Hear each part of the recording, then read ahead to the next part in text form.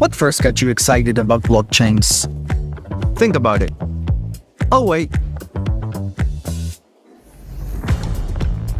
I bet it wasn't multi-million-dollar hacks, exposed data, or finding somewhere safe to store your seed phrase. Was it? Maybe it was the idea of decentralizing a broken financial system. Maybe it was imagining a world where people own their own data and get to sharing the value it creates. Or maybe it was the promise of a fundamentally better way of connecting, communicating, and transacting. The next phase of the internet that empowers us instead of exploiting us. So why hasn't that happened yet? Why are we still living with the same broken system that blockchains promise to fix? It's because blockchains can't keep a secret. Enabling open, transparent systems was only the first half of the challenge. For blockchains to really change the world, they also have to be able to protect our sensitive data when it matters.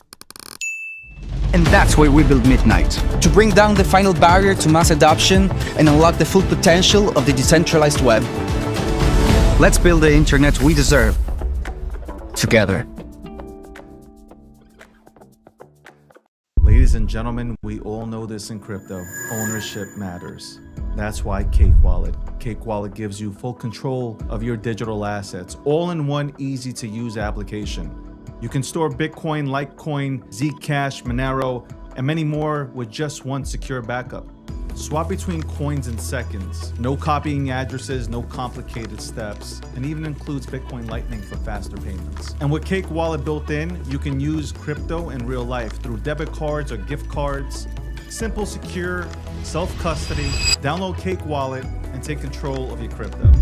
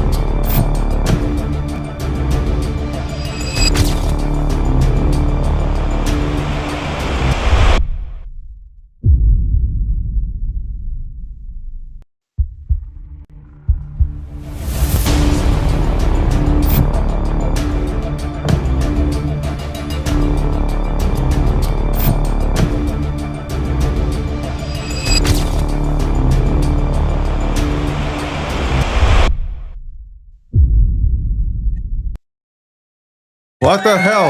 Clap for me, bitches. Welcome, welcome, welcome, welcome. Welcome to the breakdown. Let's do another round of applause for me. I was dying to get a haircut today, but you know what? It still looks good. It still looks good. All right, go get a haircut today, probably. I'm not busy. Well, welcome to the breakdown. Episode 733, sponsored by Midnight.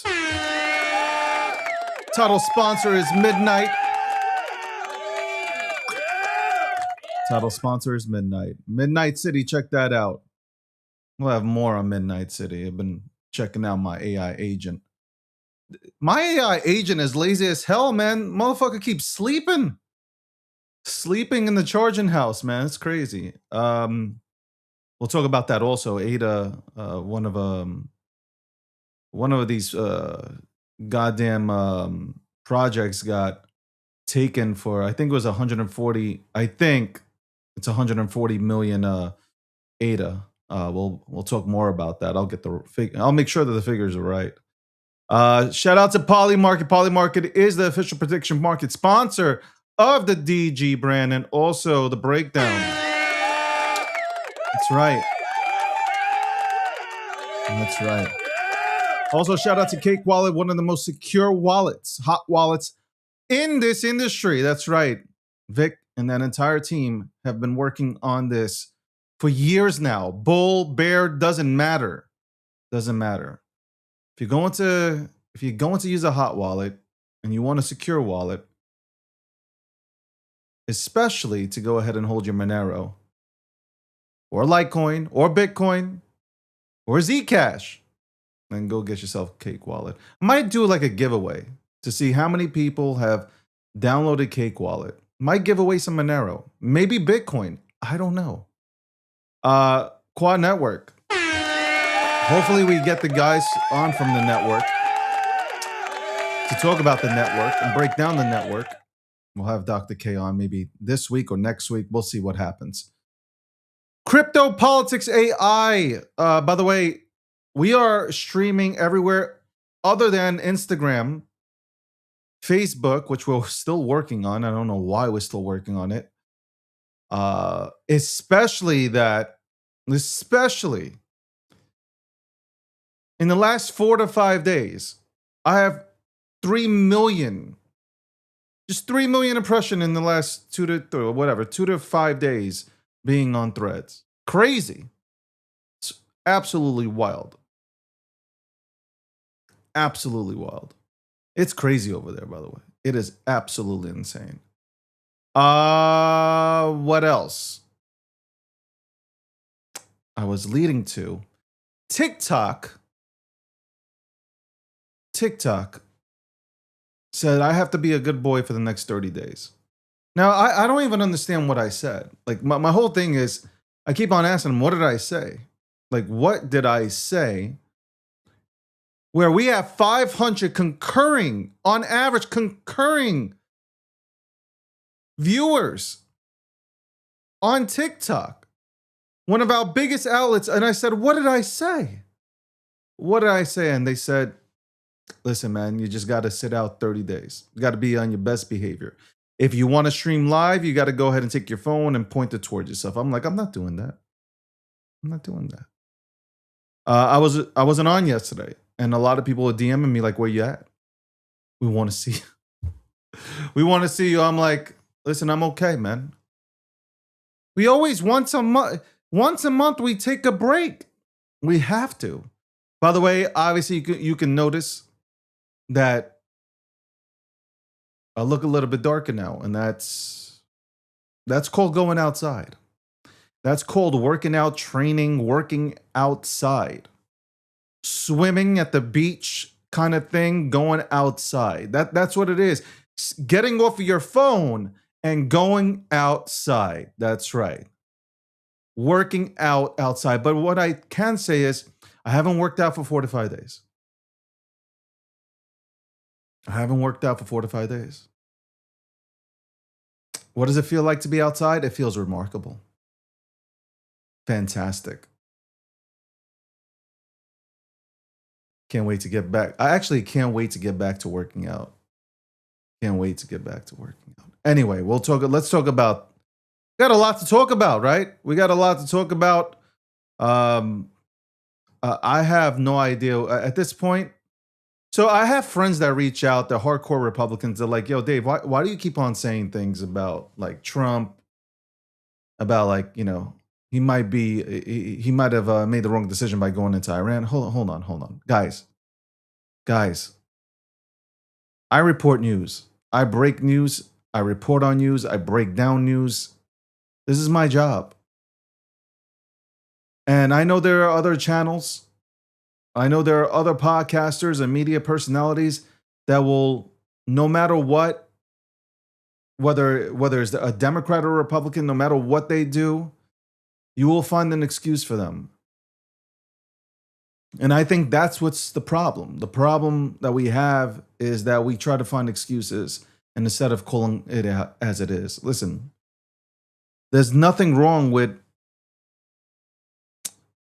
do you call it criticizing? Is it negative? No, it's just pointing out like, hey, like from your personal point of view, just like, I don't feel this right now. I don't. Like, look, man, I want to get into crypto, but I'll stay on this for 2 minutes. We'll get back to the political shit, but I know it's all negotiations and it's a game. They're going back and forth. The stray is open, the stray is not. Vance goes out to Switzerland. You got the negotiators from Iran that come there and disrespect them, don't shake his hand. Though he did speak to them early on in the day, but they, with the cameras on, they walked in, they went straight to the Pakistani ambassador and told him that the negotiations are off because of what Trump tweeted.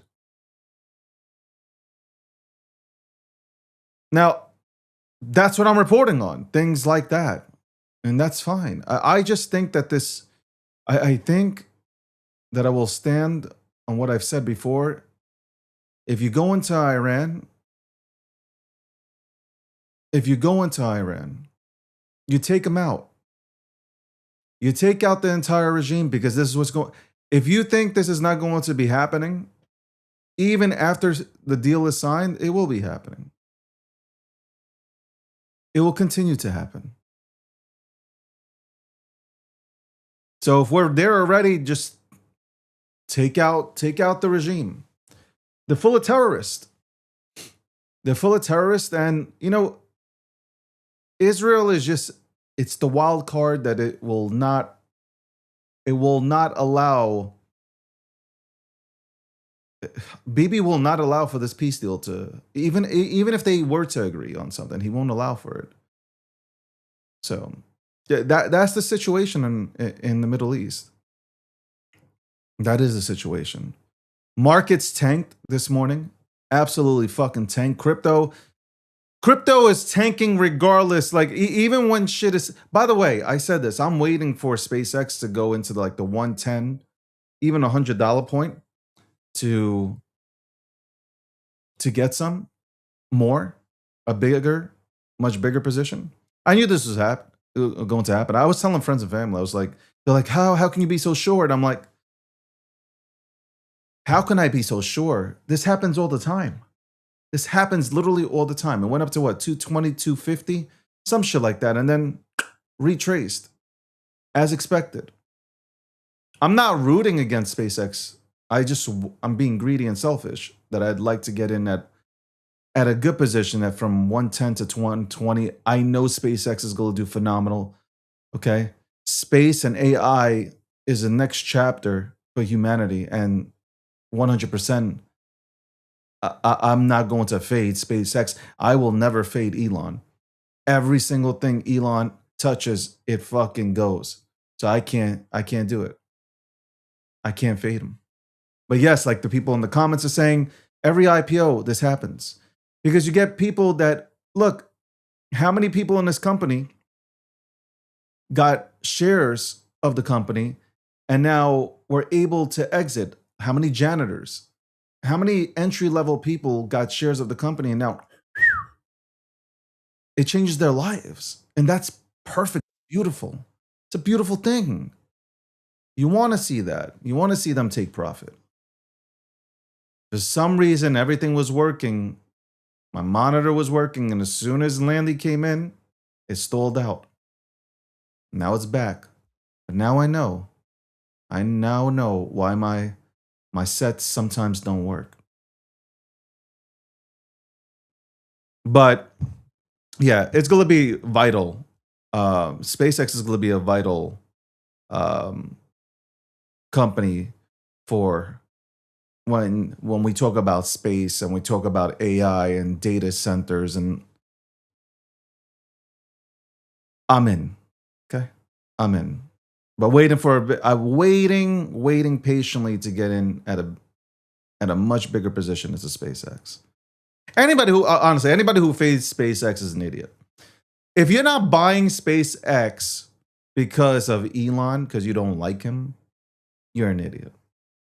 And we'll touch on that also about Roe, this Democrat that comes out yesterday and says that Elon is responsible for the deaths of, 4.5 million kids, some shit like that. I'm telling you, man, people are brave on the internet to say crazy ass shit, man. People are absolutely brave to come onto the internet and say shit like that. That's crazy. So we'll touch on everything that's happening in Iran. Okay. Listen, it's how I feel. We need to take out that entire regime. I don't really give a fuck. That's what I'm standing on. We got to take out the regime. We just got to do that. We have to. Crypto looks like shit. It continues to look like shit, but it's opportunity. That's my whole thing. When I talk to people, when I have these conversations, right now, by the way, let me go ahead and link this up.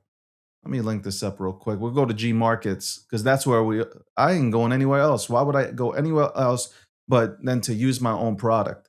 That's right. You can go to gmarkets.io to get all your information on the markets. Every single week, we'll be adding in more features every single week. Let me put my ass in here because I want to see myself. There we go. Hi, my name is. Let's go to G Markets. All right, so $2.23 trillion total market cap. We are down almost 3%. I mean, I'm not shocked. I'm not blown away. Let's look at the market at a glance here. Fucking everything's red except rain. I don't even know what this shit is.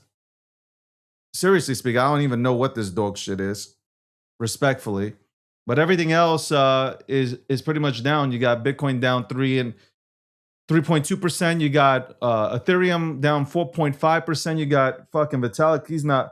He's firing 20%. What is he? Laid off 20% of the Ethereum Foundation staff over there. That's always positive. BNB at 3.3% negative. Solana down 5%. Oh my God, my nuts hurt. Hype is down 6.4%. What is in my fucking eye, man? Pause.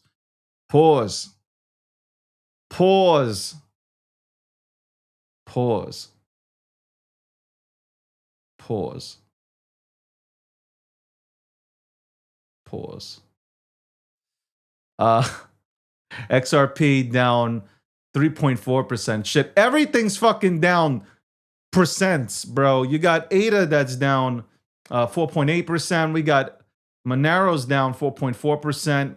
What else is here? Everything's fucking down. Near Protocol down 6%.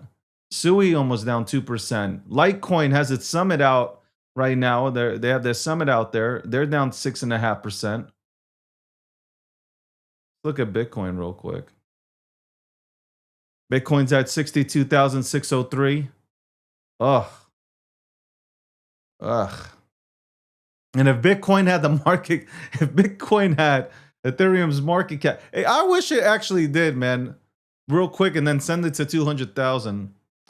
We see everybody so the sentiment right now, the conversation is 35% bullish, 65% bearish.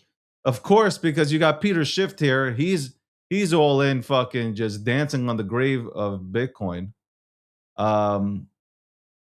Yeah, I mean, a lot of Bitcoin conversations happening. Let's see. Man, let's look at the performance.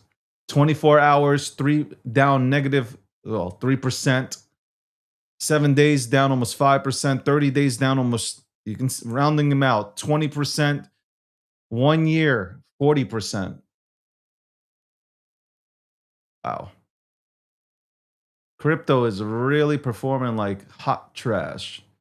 That's right. Let's look at hype real quick. Shit, can't even look at hype real quick. Gotta go through here. Let's go ahead and look. Oh, look at this. This is crazy. This is crazy. I don't know. I've been looking at ADA as a buy, man. I've been looking at ADA for real as a buy. Where's ADA? ADA has fallen. Has really fallen. It has to be somewhere here. Where's Cardano? Don't tell me it's full. No, it couldn't have fallen that. Oh, there it goes. It's number 23. 15 cents, man. 15 cents ADA. I mean, ADA's all-time high is $3.09.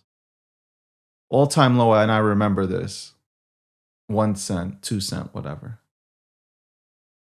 This is, I mean, you get in here and it goes back to all-time high, which I don't understand why it couldn't, and you're good. See, these are the plays that I'm talking about. Like, these are the plays. Let's go back to markets. This is what you should be looking at. Like, you have Bitcoin, you have Ethereum. Great. You should be looking at Solana. It's at $69, right? Do I get into Solana? Do I wait a little bit? You got things like, where is this? I mean, Stellar has gone up also, man. Monaro's at 316. Chainlink's at $7.62. If you think Chainlink is not going to move, you're crazy. Cardano, like I said already. I mean, these are the things I would build out. Hedera is going to move 100. Yo, I like Hedera, and I think it will move. You have Litecoins at $42. Sui's at 70 cents. Like, and I know a lot of people are down on Sui, but Sui is an easy play, man. I feel like it could pull like a Solana type move. I really do believe that. But you can get all this kind of all this information is free, by the way, and you can come here and you can see what's happening. And here we can look at essentially some of the top voices within the crypto space talking. And it happens to be right now we have Vitalik at number one here. Vitalik's at number one. You got who's this? Number two, Coin Market Cap, and then you got the Cardano Foundation at number three. And who's here? I'm probably not even here, but of course, why would I be on my own site? Why would I be on my own site? And then you have a bunch of people having a conversation an hour ago. Vitalik, this year, the EF is decreasing the budget by roughly 40%. Yeah, fuck this shit, man. I am so bearish on fucking Ethereum right now. It's crazy. They got no money. I mean, I spoke to Charles about this on a pop-up space. They got no money. They absolutely got no money. They got no money. This is bad. Ethereum will go up. Listen, what did this guy, he bought $90 million again? Tom Lee bought $90 million of Ethereum. Yo, this motherfucker. Tom Lee, you need to start buying Bitcoin or something, bro. Like, you need to stop. Ever since you started buying Ethereum, we've gone only down, down, down. Okay? Now, I don't know what the fuck is happening, man. Usually things go up. Let's bring Landy in here. Landy, good morning to you. What's going on, man? Morning, David. Is Tom Lee going to CTO Ethereum? Yes or Listen, I'm going to CTO Ethereum at this fucking point. This is terrible. You're lucky I wasn't on here yesterday. This is terrible. I'm looking at Ethereum. It's just gonorrhea. Yeah, it doesn't look healthy. No, it literally. This is. Listen, look. I'm gonna tell you right now. I'm keeping 100. Ethereum is not my first choice to pick up right now, and a lot of I'm probably gonna get unfollowed by a lot of people by saying that, but that's not my first choice.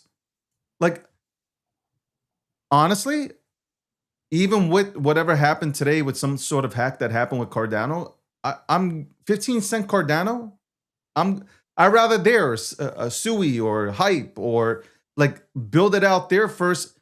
Maybe because I've been buying Ethereum, right? So I don't see a reason to buy more. It's not like shit. I can't believe oh my god, this is gonna be horrific. Well, they're gonna clip this shit up and then they're gonna fucking unfollow me. But you know what? It is what it is. It's not like, if you see that kind of opportunity with Bitcoin, you go into, you get what I'm saying to you? Yeah. I mean, look, here's the thing. If Ethereum finds a bottom, it finds a bottom. The narrative really doesn't matter. If you're in it for price appreciation, it's a bear market. This is typical stuff. Is it a case by case basis? Is there nuance there? Absolutely. But I think that Ethereum's price action on longer term timeframes is going to start presenting, with Bitcoin eventually start to present a setup for a turnaround. And when it does, everyone, and it does re-enter, we re-enter a bull market in this sector for cryptocurrencies and Bitcoin, nobody's going to care anymore. No one's going to nitpick. No one's going to talk about Michael Saylor on the way up other than to champion him again. No one's going to talk about, the narrative would shift as soon as price action shifts for Ethereum too. Look at what a great job they're doing. Good thing they realigned what the foundation's doing, and now they've got money again, right? Like, it's just the narrative's going to shift with the price action. Yeah, but I don't know. You were there when I was like, I had a pop up space. I was just like laughing about what's happening with the LA Cabal, rebranding themselves. I see the sneaky shit that they're doing. They went away for a few months and they came back. Now we got a rally kind of thing to milk the space for whatever else, whatever it has left here. Mhm. And I was I wanted to talk about that, and then Charles came in, so Yep. I had to switch the conversation, and I think it was a good conversation about Cardano's ecosystem. But Ethereum doesn't have money, Landy. Like, they have to sell tokens in order to pay for shit. Like, Well, a yeah. lot of protocols don't have to do that, like, at all, in order to, I mean, I would argue that most protocols do have to do that. It's that there's the few examples out there that don't, are really drawing the comparison versus ETH, because ETH is the second highest market cap, right? So I think that it's for going to now, get that for scrutiny now. for now. Yeah, I it's mean, going to get that scrutiny. this is going to get bad. Like, I'm not trying to FUD Ethereum. I'm just saying it's going to get bad. There Well, is I no. mean, I look at it and everybody says there's leadership. There is not. You know what? There isn't that person that is out there that you can relate with from the Ethereum Foundation. Respectfully, I'm not an ETH guy, right? I'm a Bitcoin guy. So, I mean, this is it. So it's a little weird for me to be defending kind of ETH from this perspective, but the perspective is that sure, this is a narrative right now. Sure, they have to sell Ethereum to get anything moving for the foundation. Sure, there's a lot of problems. Sure, things need to be cleaned up. Sure, things seem directionless right now, but my point behind it is this is always the case in the bear market, and this is a bear market, and it has been a real slog for altcoins in general, Ethereum being atop of that list since last cycle's highs, right? Not but breaking out, Landy, not getting a Landy, bull run. the old coins have not moved since Yeah, forever. Like, I it's not know. even. That's what we need to go ahead and have a conversation about. They haven't moved since 2021. Yeah, I know. They didn't make any real significant new all-time highs. You had runners, but most of them were fairly new. OGs tend to bleed out and not they tend to go into this compression and sideways, long-term sideways price action, which is something that I floated, 2.5 years ago now when it came to altcoins. Um, just after the spot ETFs launched. That this isn't over time as we see distribution across these networks, we have so many tokens and coins and networks, and there's only so much. You're not going to get the all pumps. Now it's going to be chosen winners. And the traditional market liquidity is going to pick those winners on that side. And that doesn't mean that just because traditional markets are making a spot ETF for this particular coin or that particular coin doesn't mean that they're necessarily going to win, but they are going to be outsized winners versus the competition in this space. So we've got a bunch of coins that all do the same shit. Especially when you're looking at contract-based networks, they all do the same thing and advertise, "Oh, we're faster. Oh, we're more quantum resistant than the next guy. We're more private than the next guy." And realistically, those segments will eventually go away as everybody updates their networks to come in line with each other anyway. So realistically, it's about who's partnered with who and who gets the stock tokens and the RWAs and the stablecoin liquidity to go with it. That's really what's going to determine the next winners. Is Ethereum going to do that? Are they going to be able to pivot and take that narrative? Because that would boost the price action. But also then you have the fundamental problem that you pointed out. They've built a layer cake over there, and there's no volume on layer 1. It's all been rolled up to layer 2s, or rolling down to layer 1, right? So there's a fundamental problem too, and Vitalik has exposed this, and now they're at a crossroads. But I do believe when a macro low is found, and look, Ethereum's sitting right on low, it's sitting right on a macro low area of interest. Could it go lower down to $1,000 and under? Yeah, you don't want to see it under $1,000, but that means it's probably going to go significantly lower. But it's right in an area where even if it did dip down and lose like 1370, which is one of the major lows from the turnaround from bear market back into bull market structure, which was short-lived because it only lasted until about March of 22 before it chopped sideways, retested this same area before heading to the highs and testing the highs again. If it loses it and it resolves to the downside, it's going to be very painful. But whenever we do find a low in price action there, the narrative's going to completely shift. Is it going to be born upon fundamentals? I think that the wider market will determine if it keeps up next bull market. And I think that's the wider concern for many right now is, hey, we know it's a bear market. It's coming into areas of interest to the downside. Could it go lower? Absolutely. But if I get into this, are the fundamentals there to actually carry this on through the next bullish market shift? Is it actually going to do what it used to do and perform back to the upside the way that it used to? And we're in that time period where I think you bring up valid points and valid criticisms. And I think that many within the Ethereum ecosystems are bringing up valid criticisms because it's not about if price action goes back into a bull trend, because it will eventually. It's more about how sustainable is that, how much of the market can it capture with the new players and competition in this space. Yeah, I mean, look, I think, look, I'm disappointed in Ethereum right now. I'm disappointed in the way the foundation's being led.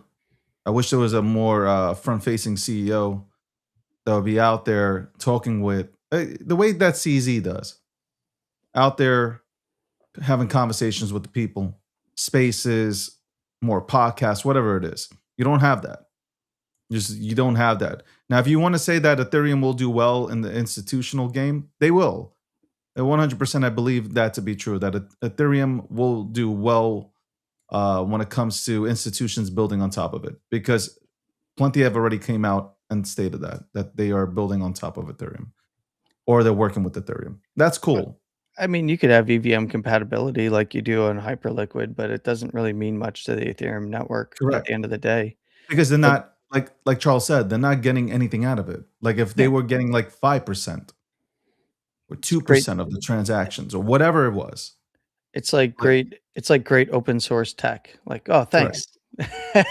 Great. We don't have to pay for this. We'll just build our own and it's compatible. Thank you. But that was Charles's biggest problem, was that this was the issue. This was the issue with Ethereum. Yeah. That Ethereum, like, okay, you gave way to all these, layer 2s, all these EVM compatible fucking blockchains, but at the end of the day, you're not getting anything from them. Mm-hmm. What was this, a non-profit type of, you get where I'm going with it. This is bullshit. So, well, that's why I'm kind of like, look, I'm not shilling Cardano. Should have stayed proof of work is all I got to say about Ethereum. Well, yeah, 100%. I'm telling you, I really do believe they went to proof of stake due to the regulations in the United States of America. Otherwise, I don't think they go away from POW with the way that things are now. Like, I don't see them moving away from POW. Yep. I'm just saying that's just my thoughts were, okay, they went to POS just because of everything that was happening in the States. We haven't seen Ethereum do anything since being on proof of stake, right? No, it's they kneecap themselves. So now you have, here's proof of stake. You know, here's proof of stake. Look, I'm not panicking. I don't even look at the markets unless I want to buy. So I'm being serious. I just don't look at the crypto markets at this point unless I want to go ahead and do research. I got time, and then I want to buy the dip, which keeps on dipping. You know, the type of dip that keeps on dipping kind of thing is crazy. It seems like cryptos don't. I think we're back. I think the stock markets has turned positive. I don't know. I got to look. I think the stock market went positive. So started off in the negative, went positive. I really would like those SPACEX to really go down into the 110 area. Like I'm praying for $110 SPACEX, if not lower. Yeah. Well, what we're seeing in the traditional markets right now is an internal rotation. So if you go and you look at Dow is got a nice wick to the downside. It's up in the green now. You've got SPY gap down, NASDAQ gap down in a big way, but bouncing off of a key area. And what we're also seeing at the same time, David, which I brought this up with my friends on the space you saw me in earlier today over there with Kate at the Wolf Crew, is that what we're seeing is something that many didn't expect, but is very much something to keep watching, and that is lower oil prices, but Dixie is going up. So the dollar is gaining strength while oil is going down. This is not typically the correlation. This is uncorrelated. Typically, we see that it's correlated. So typically, when oil is going up, we see the dollar gain strength, right? Yeah. But right now, we're seeing oil come down and the dollar gain strength. And that's primarily because we're seeing a risk off rotation in the near term this week. And that is a risk off from, semiconductors and stuff like that into dividend paying assets. We see that Dow's up and didn't gap down in the same manner that we saw SPY and NASDAQ. And we're also seeing treasuries get bought. So this is risk off mode. And if we continue to see the dollar continue to gain strength and oil remain lower, one of the things that we do need to pay attention to is what you don't want to see and what you do want to see. What you don't want to see is oil start to gain strength again back to the upside while the dollar is strong, because then that's not going to be good for risk in any markets, whether it's crypto or traditional markets. We'll see a dump off and probably a larger correction within traditional markets, very much like what we saw before the most recent correction down Q1 to Q2 this year.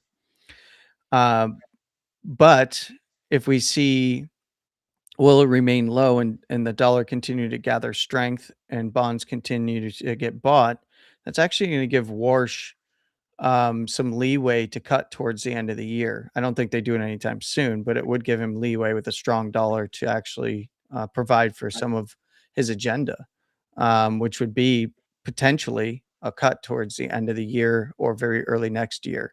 So what you do want to see is lower oil, stronger Dixie. Yeah, it's probably not good for risk assets in the markets, but in terms of time of year coming into Q4, all that rotation that we're seeing. By the way, we're going to be ending the quarter here in the next week or two, right?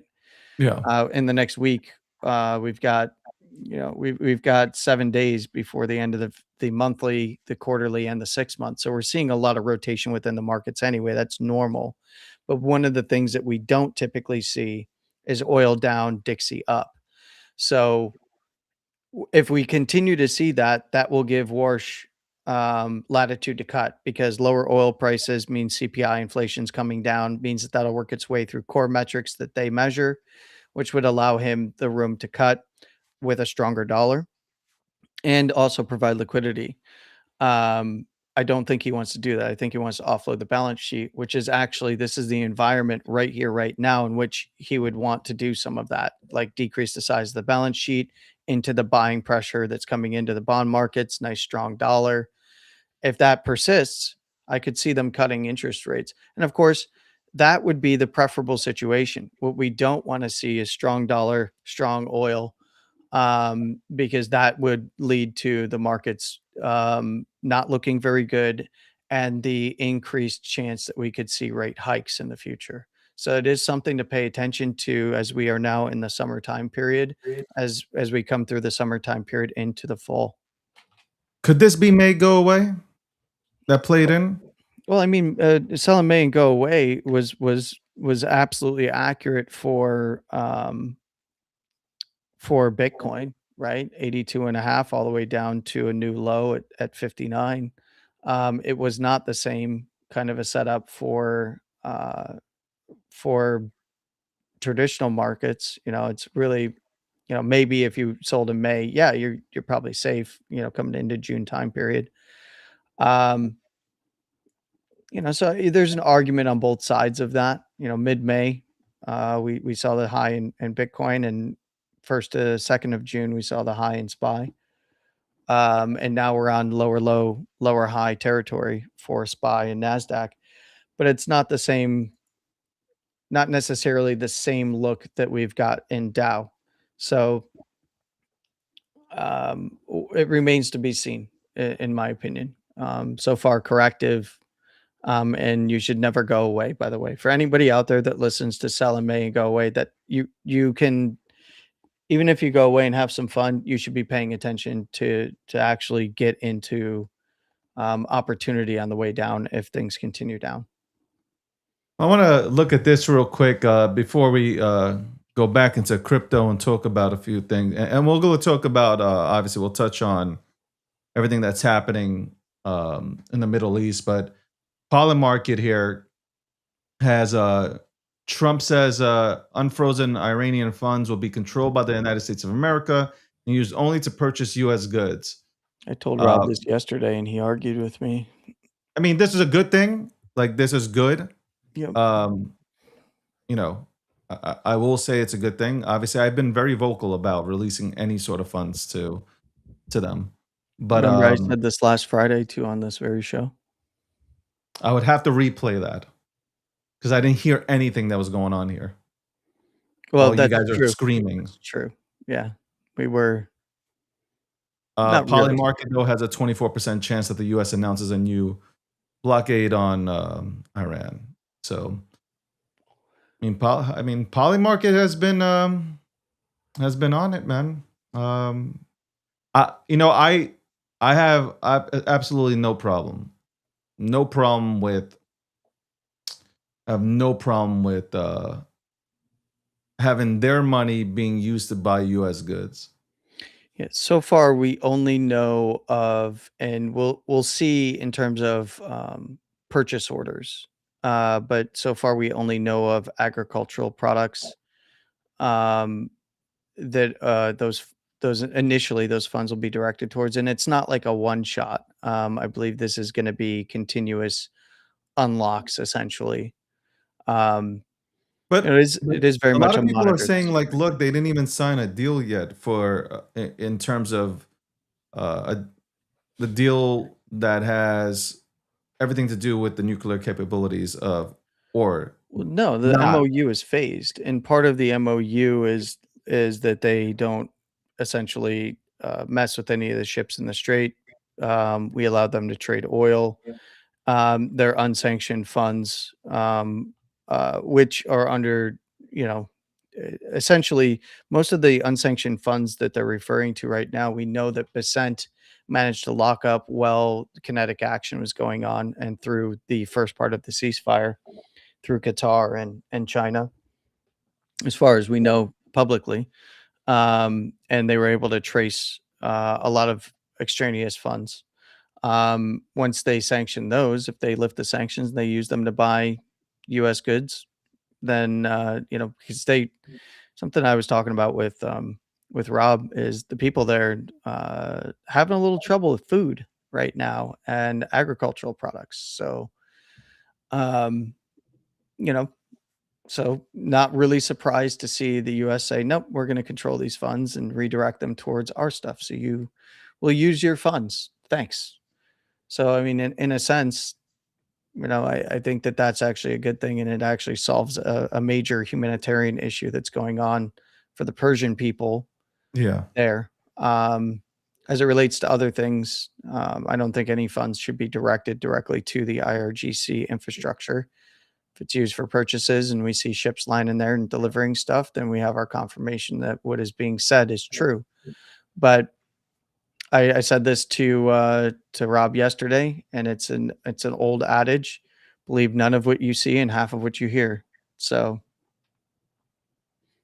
it's just an MOU. It's a memorandum of understanding. This is That not a deal. honestly, like I get that, and let me take this off at this point. I totally understand that.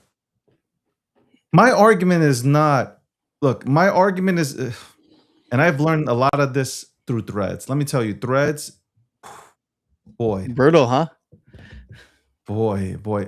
I looked at the DMs. I didn't even know what the DM feature was on Threads. I had like fucking, I'm not even kidding, 200 DMs. And that's not even counting the ones that were hidden. Wild.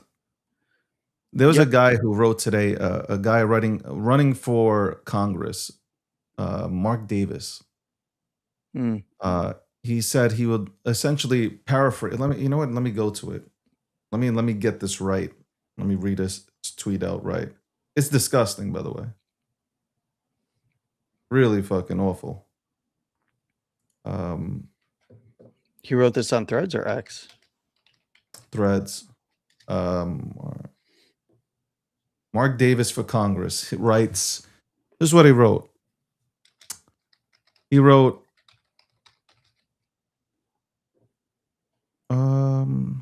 where is it? Mark Davis for Congress. Okay, these are not my thoughts. This is me reporting on what Mark Davis, who's running for Congress, wrote on Threads, which was, I don't want to hear another bleeping word about the bleeping reflecting pool until Donald Trump is floating in it. Oh, yeah. He put this on X as well 2 hours ago. It's on X? Yeah, it's on X as well. Let me go ahead and pull that up. Yeah.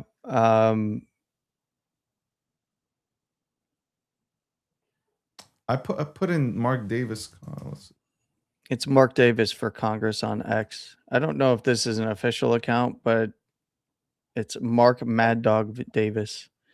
He wrote on X, Mark Davis for Congress. I don't want to hear another fucking word about the fucking reflecting pool until Donald Trump is floating it. That's wild. So this is wild. This is what I'm talking about here, right? There is no need. Ridiculous. Like, you don't have to like Trump. You don't have to like his policies. This goes for both sides, by the way. Whether you're a Democrat or a Republican, there's no need for political violence. Like, this right here, I don't want to hear another bleeping word about the bleeping reflecting pool until Donald Trump is floating in it. That is disgusting. Like, that right there is nasty work. And then when Secret Service shows up to his house, right? He's gonna be like, "Oh, what did I say wrong? It's freedom of." That's not freedom of speech. That's a call to action, right? Like, in my view, like that is literally, people say, "What are you talking about, Dave?" That's not a call. If you think about it, that is a call to action. And even though you see there's no engagement here, like 2 likes, go on Threads. It's like 16,000 likes. This is crazy. This is crazy. Okay? Therapy is needed. This is the guy that's going to represent Americans. He's going to go in, represent, like, so if he doesn't like somebody, he's going to say, hey, welcome to the Breakdown, episode 733. We are back. Okay? It is Tuesday, June 23rd. It is almost 1 p.m. We're 7 minutes away from 1 p.m. on this side, the best side, the east side. Like I said, again, you might notice that I'm a different color, but this is just my natural color. Relax, Landy. Red, white, and blue. Red, white, and baby blue. You might notice, the let me see my tan.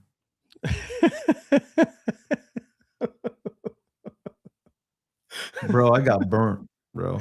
Yeah, you did. You got cooked out there. Got cooked on Oh threads. shit, Got I cooked really outside. I really look fucking I look like I'm Nat's brother.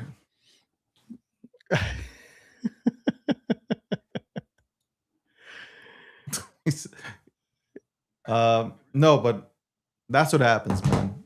That's what happens to me. I get burnt the first day of summer, but after that it's all brown. Like you will see as we move on with the show in the summertime. People will call me David Diaz or some shit instead of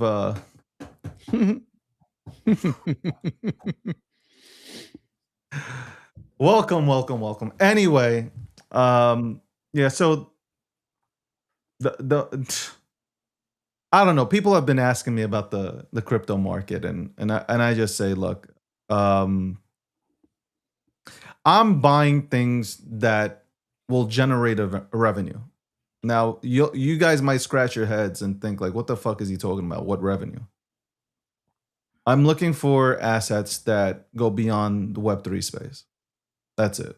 Like, that's what I'm looking for. Things that go beyond, that can pop out of the bubble and be used by companies, whatever it is. That's what I'm looking for. Real partnerships, not front-facing partnerships that can actually one day generate a revenue, because those are the ones that'll stay. I do believe. I said this years ago, around 18, 19. I said most of these cryptocurrencies won't exist. There will come a point where most of these altcoins won't exist. But the ones that build out, that develop real relationships, they'll be around. I think the meme economy will always exist, but man, did we take 19 steps backwards with the memes. I've been getting, people have been contacting me in the DMs, Landy. They're like, man, like, you've been the biggest meme coin advocate ever, and now you're saying, yeah, I am saying it. You've destroyed everything I've loved. Okay? You've destroyed it. Look, you can't even send a meme past $5 million. You guys aren't willing to hold. Yeah. The fuck you want me to say? Well, you know my opinion on meme coins. I know your opinion on meme coin, but I will say this. Here's the bright spot for all you meme lovers. FOMO, the FOMO app, just got $75 million in a Series B round. That should tell you that there is interest. There is interest. And they could be coming back, Landy. Like, the meme economy could be coming back because they know retail goes there. They know there's money to be made. I mean, FOMO, they're making money on every transaction. Same thing like Pump.fun. The platforms are going to, these platforms are going to be making a lot of money. They already make a lot of money. I'm sure investors want to invest. VCs want to be in that.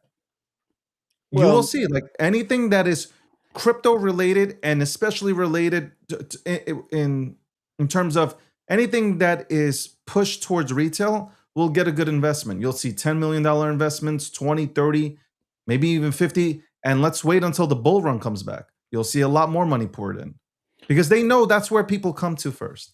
I'm talking about retail. I'm not talking about the retail that I'm talking about are the degens. I'm not talking about multi-million-dollar retail that just have woken up to crypto. Well, I'm talking about the degens. They're going to get rinsed every time. And I think that a lot of participants that are here paying attention know that when Bitcoin does start to actually bottom and start to turn around and present a potential bull market setup, that memes will run with it, and they'll be likely running in tandem with it and outperforming.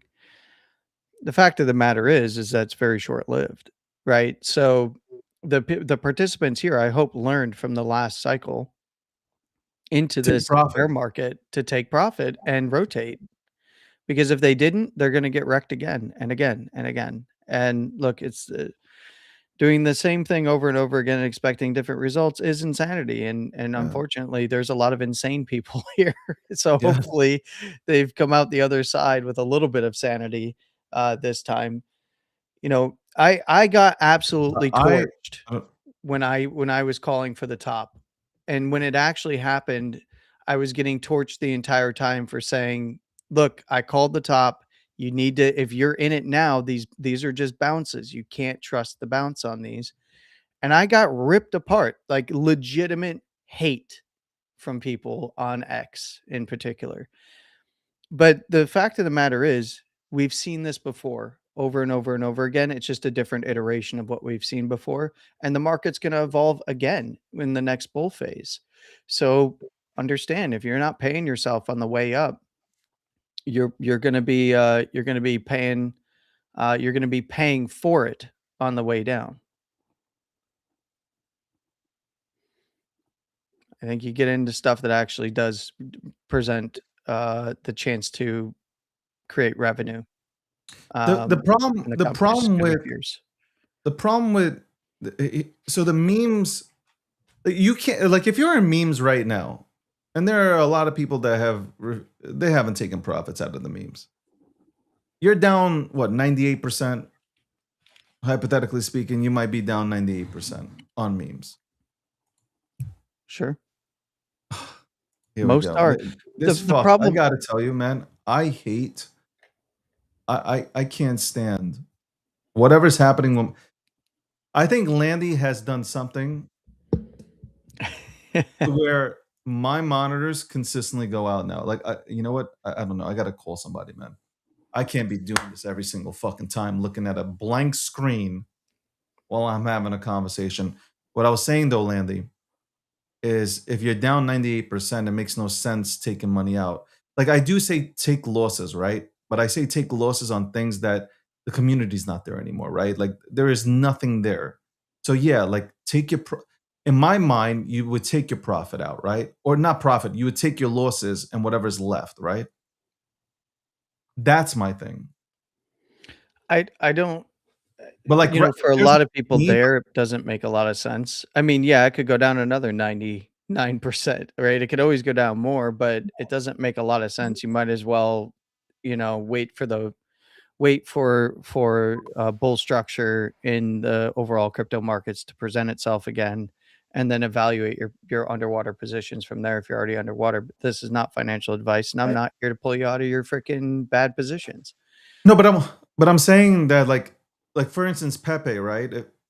If you're down like 80% on it, like there's no reason to take. I don't see like taking out of a Pepe makes no sense.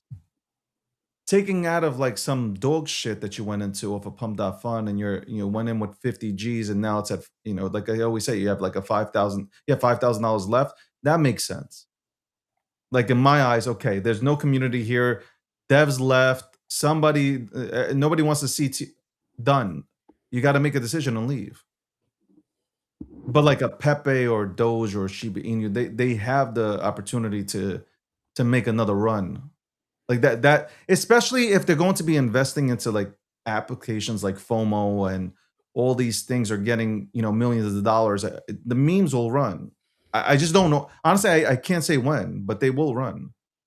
I You think, know? yeah, it's about finding a bottom, which they have not found yet. I mean, a couple of weeks ago, I talked to you about Pepe between 1.2 and 1.85 billion as a total market cap. And then if it started to fall below 1.2 billion, you need to pay very close attention. It needs to be recovered quickly. Like it needs to be recovered within the next couple of weeks here, next 2 weeks or so. Because if it's not, you're probably looking at 680 to 800 million. You're probably looking at that, right? So But again, there's no need to take out. no, Like well, at this there's point, it no, because you don't you don't sell a loss. You build positions in a bear market, and most don't seem to understand that concept because they feel like the pain's never going to end.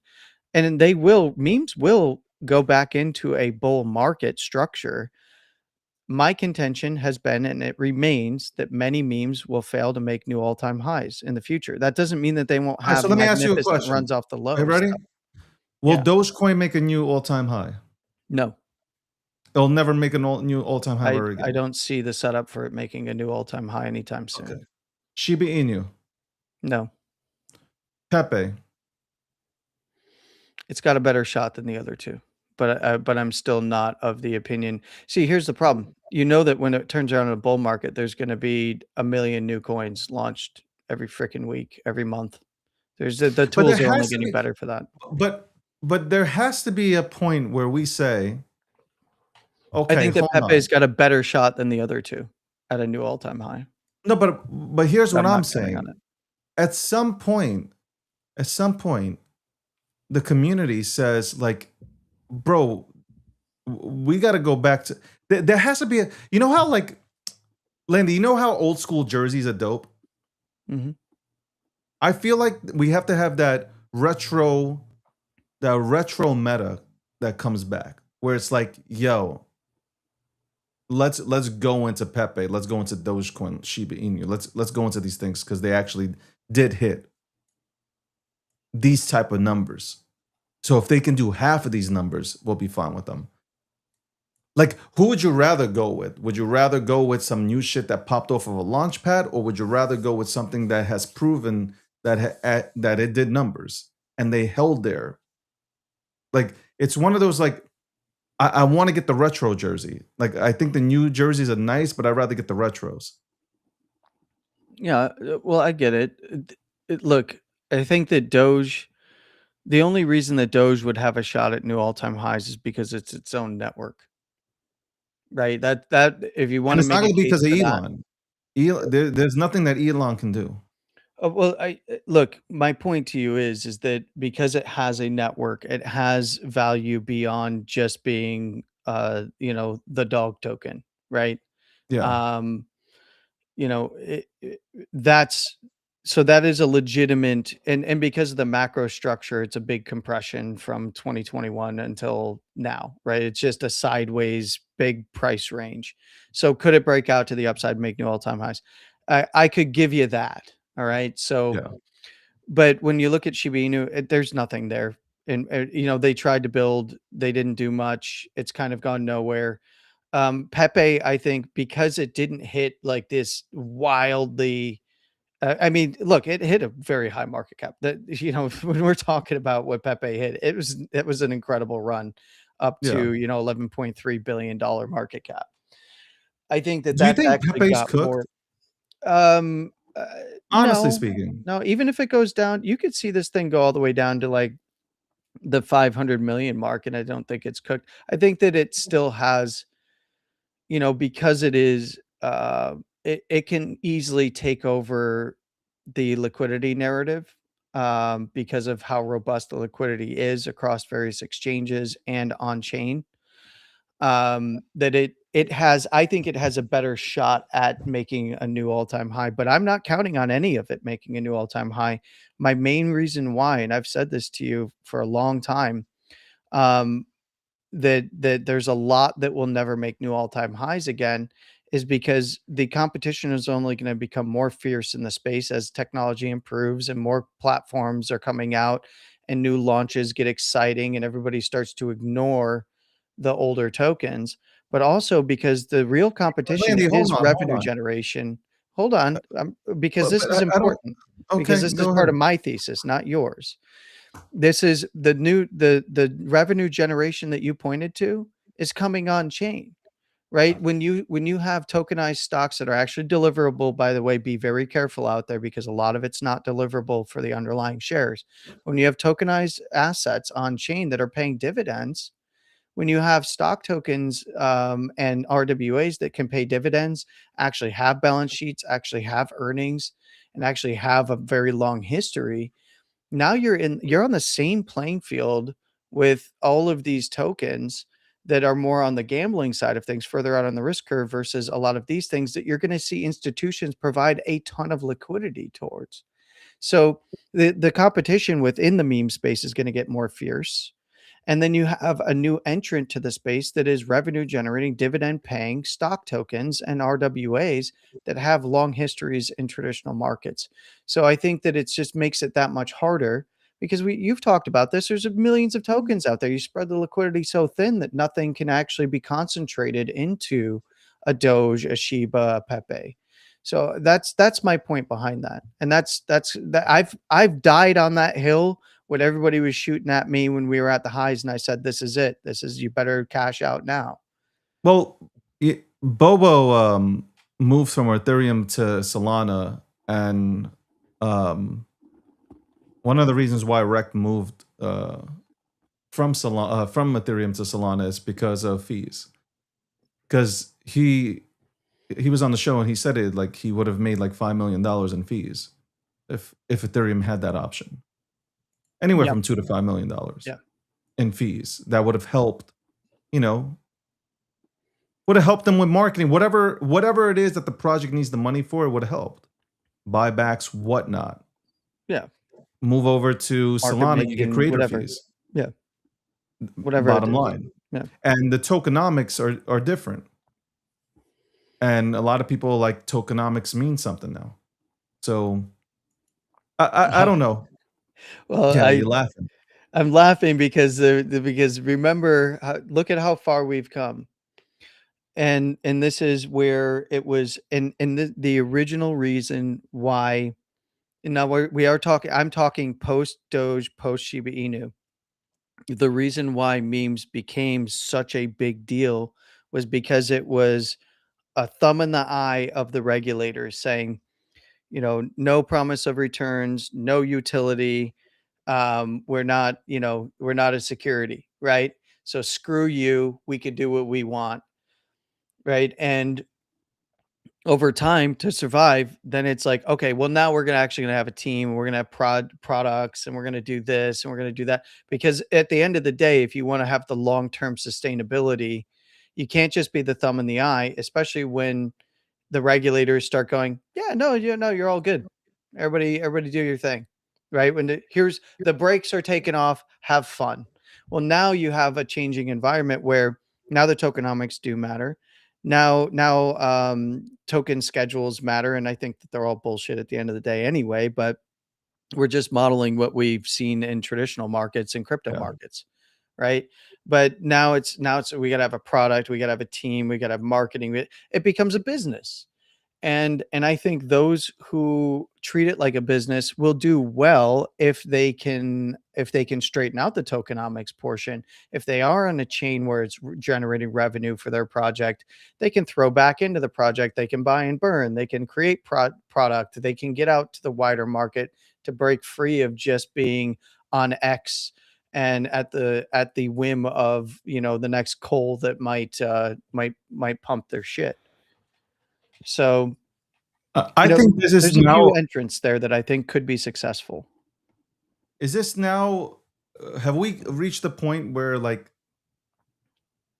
people are going to have like either you have to take the next step in your career or your time here in crypto, which is learn how to trade. A lot of people don't know how to trade, so learn how to trade.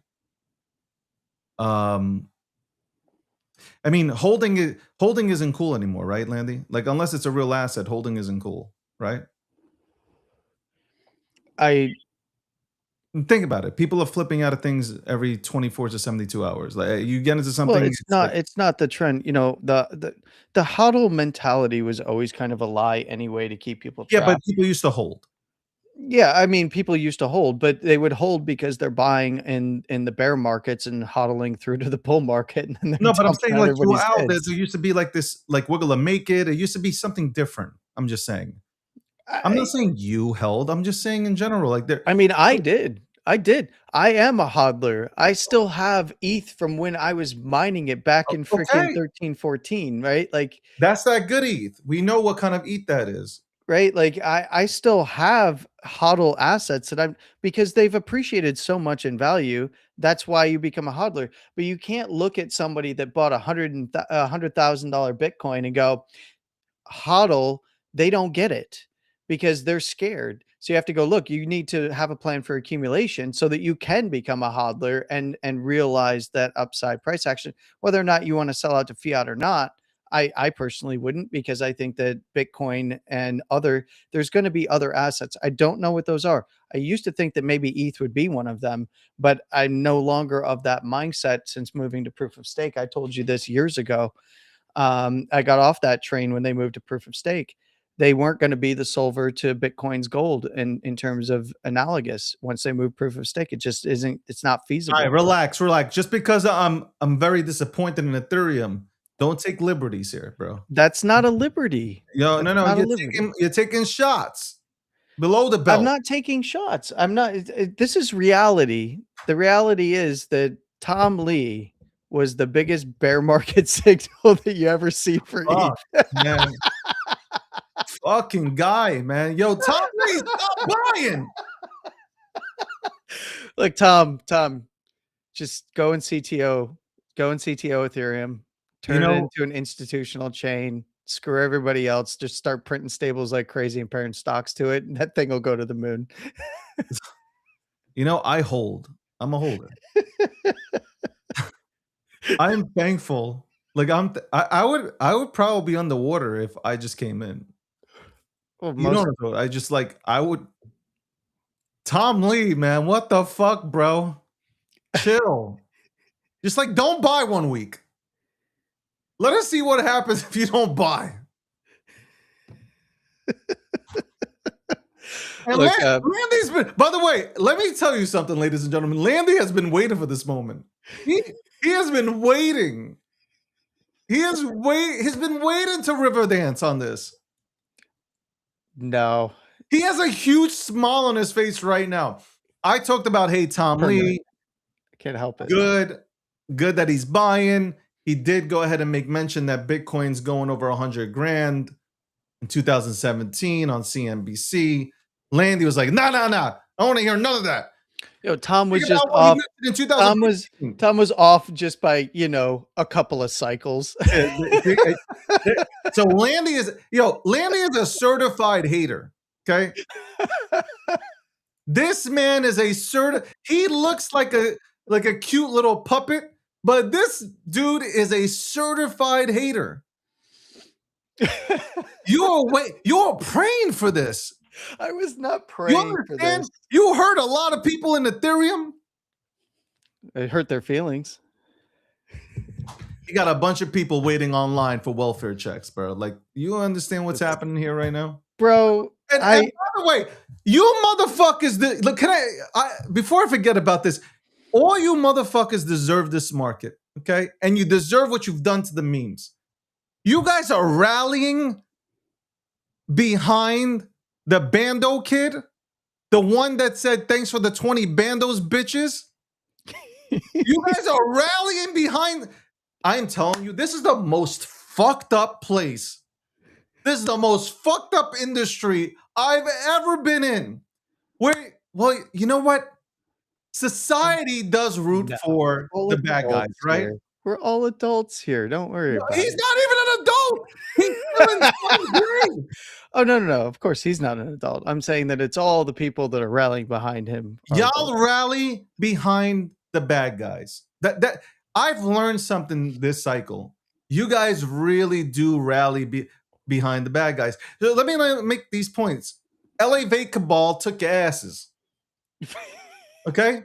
The LA Vape Cabal put the vapes in your asses. Like, that's factual statements. They literally came out of nowhere, industry fucking plants. They came here. And now they disappeared. They made money, right? They disappeared. They're back. And you guys are so desperate for a win. Here's the thing. You guys are so desperate for a win that you will take another chance on it. This is like somebody. I don't want to compare that. You know where I was going. I don't want to compare it to that.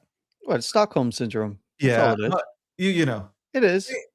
it really is. Every It's single that. villain just remakes their image every cycle and comes back with more followers, more dumb people to screw over.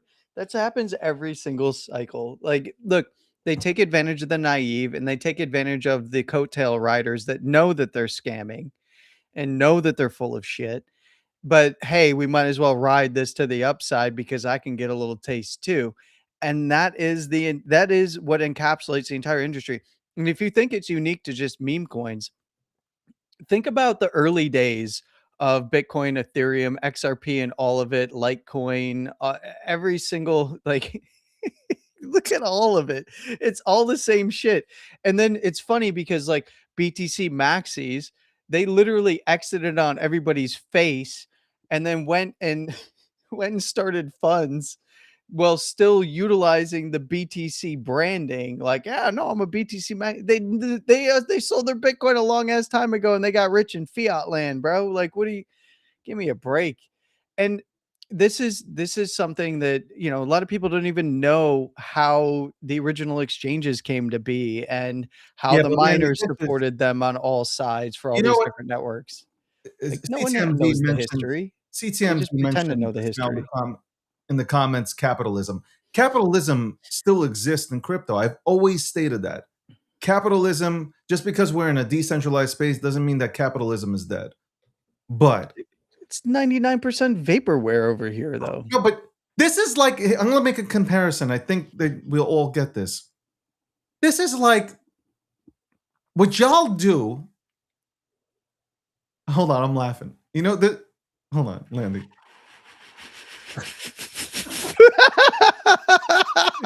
I'm reading the comments too. So this is funny. Yeah. This is like you guys. You guys experienced Bertie Madoff, right? And then the Now he's our motherfucker comes Cole. out of prison and says, "Look, I got a new thing," and you're like, "Yeah." People are begging for SPF to come back. They're like, come back. Yo, I'm telling you, if SBF got a fucking pardon, that's He why could I launch vote a for FTT. multi-billion-dollar token. He could launch something No, and people would he go never for got it. to launch shit. FTT. Well, maybe, but he'd probably relaunch. As soon as the pardon talk started, do you know what I did? I looked at G markets, right? FTT started moving. And I was like, this is our space. This is, if somebody makes a mistake like Michael Vick did, right? I can name so many people that made A mistakes. mistake. Yeah, it's a little mistake It there. sucks. It sucks. Vic was like one of my favorite players. It sucks what happened. Like that's a horrible situation that happened. Well, But like, of his own doing. of Yeah, course, same with SPF. I think he's tried everything. Forget about these people. I think people who have tried, there are people that have come back out and they've tried everything, like to make it right. You know what I'm talking about, and you want to give them that shot, right? These people, Me? this is coordinated shit, bro. This is like, yo, we're gonna go away for a few, and then we'll come back. And you guys, this is the same thing like Bernie Madoff.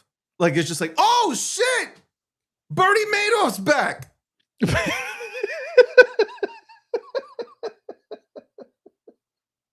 Yo, the space would go wild. The space would go wild. No, but I'm Yeah, saying he's back finally. We can all exit. and you know what? I always kind of like the bad guy in movies because I think the villain is cool at times. Like the Joker's cool. Our villain was eating cucumbers. These villains that we got here, they're not cool. The villains here said that they were gonna get the Vegas sphere on lock, and then didn't do it. Like we have real low tier villains here. David, you need to become a villain. That's it. You wear a suit. You're a good looking dude. You need to become the villain, please. Everybody's wearing suits now. I'm just gonna put it out there. Oh yeah. Unc says remember his girlfriend. Yeah, Caroline. Yeah. Wait, Is she back or is she Nobody still was doing wearing OnlyFans? suits. Okay, nobody. Our villains suck. Yeah, our villains really do suck. Like, We need better villains. like what villains? Like the villains we have are like these are like fucking. They make appearances on like Law and Order SVU, just walking by. Our villains are the extras. Real fucking extras, man. What are we doing? Like this. Our villain is the bad guy. That's the first one that gets shot and taken. This is horrific. Bad guy number one. Can I just break down our Taken down. I can break down number one. No, you got first of all, nobody here looks better than me when it comes to wearing a suit. Okay. I don't know. I got a pretty sick tux on. But it's just funny to so the only people in right now this cycle, the only people that made money were the fucking products. Like everybody's showing P&Ls of $3.05, bro. Like these motherfuckers caking like $300 billion a month. I don't know. A lot of traders made a lot of money. I'm not saying traders, real traders didn't make money. I'm saying the motherfuckers that say that they made money and then they show you the P&L. Pumped Off Fun is just sitting back there with their balls on the table, collecting $300 million average a month. Average. I demand better villains. Yo, and the villains, right? You can look at Pumped Off Fun as the villain, right? What do they say? Oh, we got an airdrop coming. I'm sorry. Big Unk, you already know the super cycle. We had the super cycle. It was super up and now it's super down for memes. The Fuck meme you, queen man. super cycle, super up, super down. Oh, Speed running man. cycle theory, super cycles. Super cycles in the garbage. That's what the super cycle is. Yo, go fuck yourself, man. Honestly. What did I tell? What did I say on your stage? What did I tell Henoch constantly? Bitcoin is your daddy. It is sucking up all of the liquidity. You've got a super cycle, your speed running cycle theory. It's super up. It's going to go super down. And people freaking harpooned me for that. I said it. You know what they're good at? I'm thinking about this. You know what Literally the a quarter cabal is before the good high. at? I called it. I'm gonna tell you Q1 what the to Q2 cabal is good at. 2025. Their PR messaging. So all the good guys in crypto, and listen, we all have our flaws. There's Okay, a we're good not guy in fucking crypto? perfect. Where? I'm just saying, when we all have our flaws, we're not perfect. But we've been here forever. We really have been here forever. I am going to July, I will be celebrating being on Twitter for 16 years. I don't even know if that's a good achievement or not. I'm just sorry. saying. I'm sorry, Okay. David.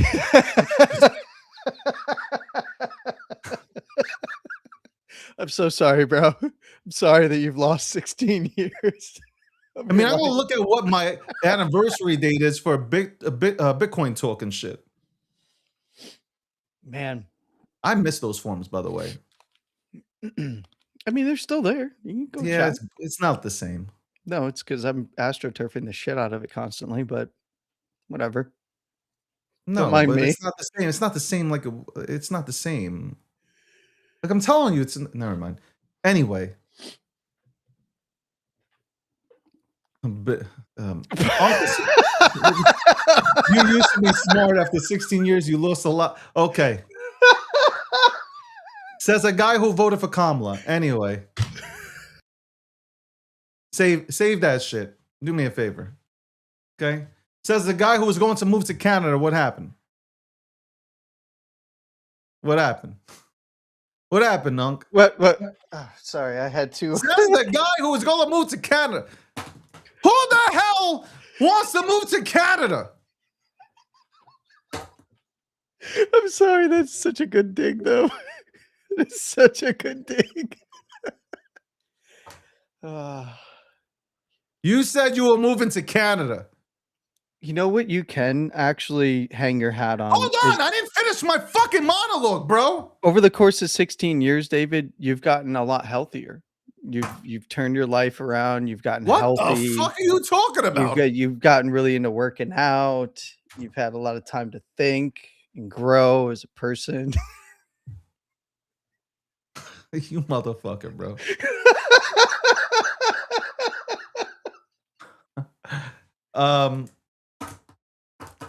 You know, so to land that, I wanted to say that the cabal of 13 people, they know how to, their PR is good. Like, they're bad. We're not. Forget about us, fucking around with Libra.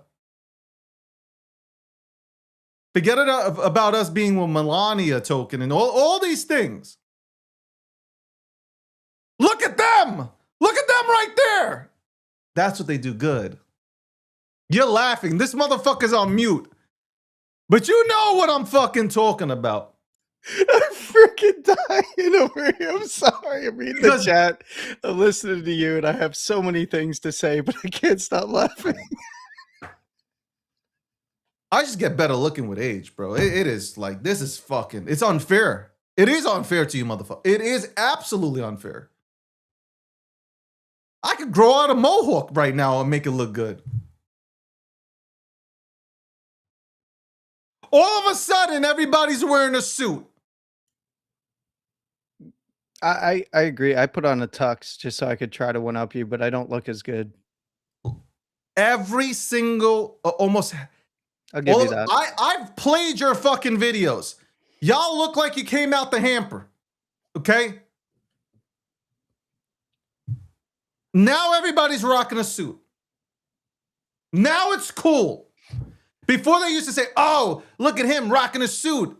He's talking about Wall Street and suits, and now he's one of them. Look at these motherfuckers now. It's a change. Don't look over here. I said, but look, I'll give it props because you got to look the part in order for the industry to take you seriously. Okay? You can't look like you just came out of fucking, I don't know, Old Navy. Everyone takes me seriously now. Put on the tux. And they're like, yeah. Better nose. What the fuck are you talking about? Wait, what? CTMZ said I have a better nose. What the fuck? I have the best nose, you can say. I'm going to go find an I don't know about better. David, we're going to do... David, have you been replaced? Uh-oh. Have they replaced you? Is that what happened? I'm the original Lux Maxer, okay? Without hitting my face with hammers. Did the Jewish Council replace the real David Gokhshtein with this guy in the Oh, that's suit one of over the here? reasons why. Oh my God, I can't say that.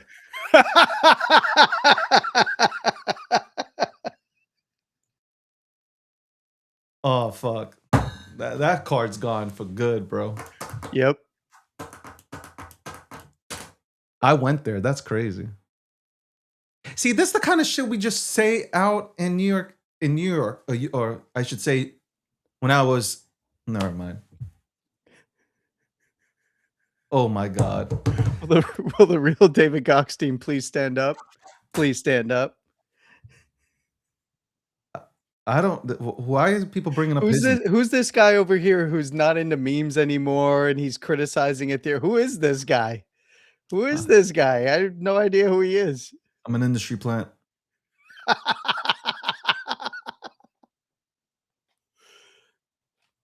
Hey, David, remember when you were running the entirety of the meme coin market?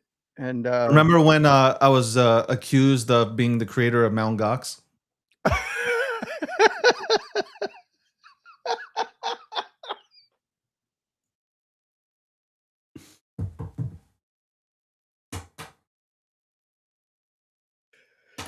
Yes, she says I have a CTMZ says I have a better nose than that guy. That's not like really. I don't even know if that's a compliment. Does Razmir have a nose complex or something? Wait, am I missing something? clue. I'm confused. Shout out to everybody. All I gotta say is though, I hope everybody wins. But like when I look at this whole thing, when I look at the battlefield, okay, when I look at the battlefield, I'm like, what are we doing? Like, you can't be harping on people like me and others that legit like you want to bark on some things like everybody fucking trips. Like, stop it, okay? When I ain't gonna get every single call right, but like here you have literally, I hate using that word, but literally you have the people that executed you.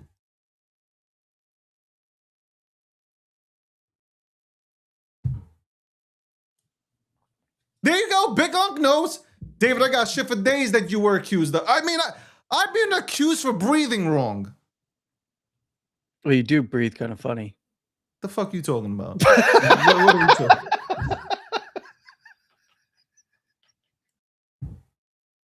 You know what? I think he's right. I think it's because I'm Jewish. And they don't even know that I am not accepted by the tribe. This is so, you know what's so fucked up? I don't even have a tribe. He's on mute again. Landy's on mute because I don't even have a tribe. The Jews don't accept me. They literally, I'm telling you, I will have an alt-right page on the ADL fucking website. I don't have anybody.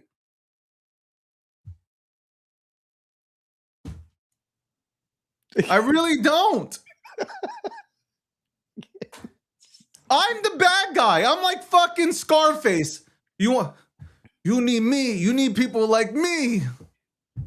You know, here's the problem is that we have such bad villains that people had to message like Unk and me and all kinds of other people about you being the villain. We have to manufacture villains. Yo, there you go. We have literally solved. We have solved it. Okay. The bad guys in this industry are so bad that you motherfuckers had to turn me into the bad guy. Tony Montana. You had to turn me into Tony Montana. Oh man. Yeah, we apologies. That's you know what? I'm on board with it now. Pardon SBF. Let's get this bad guy arc rolling. He is the good weird. I think Unk said it earlier. He's the good weird Batman villain. Just give him a Joker smile, put him out there. Let's do this. Let's run it back. We need a real villain to lead the way. And look, all the things he invested in performed great. I mean, that's a legitimate don't mind the giant hole in the balance sheet or anything and using everybody's money to do it. But, it worked out in the end. So, I mean, like, who's really the villains? What kind of villains do we have? It's like, what kind of villains are you willing to embrace as the real headline villain?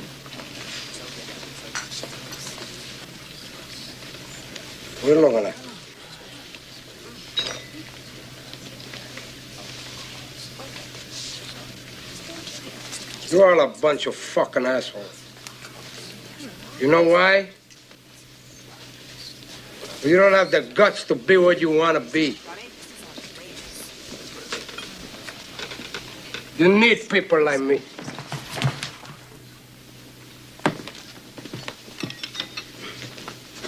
You need people like me so you can point your fucking fingers and say, that's the bad guy. So, what'll that make you? Good? You're not good. You just know how to hide, how to lie. Me, I don't have that problem. Me, I always tell the truth, even when I lie.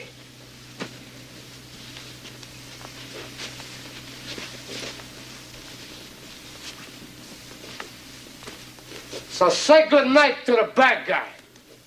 Come on. The last time you're gonna see a bad guy like this again, let me tell you. Come on. Make way for the bad guy.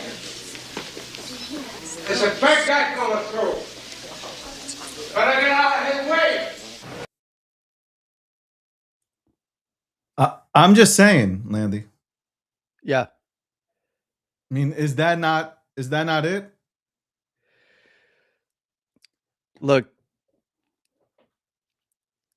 he was a really good bad guy. He was a good bad guy. Like, And I think we narrowed everything sympathetic down today, to- Landy.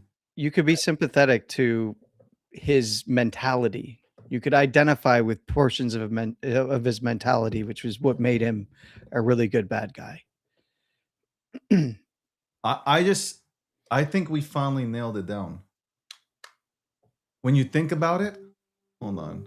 Fuck. Again, man. That's what we want. Hold on. I gotta fix this problem here. I really do gotta fix this fucking problem. This is fucking annoying. You hear me or no? Yeah. Hold on. I want to play something. Some people tell me that I look like him in The Godfather. You gotta tell me if this is true, bro.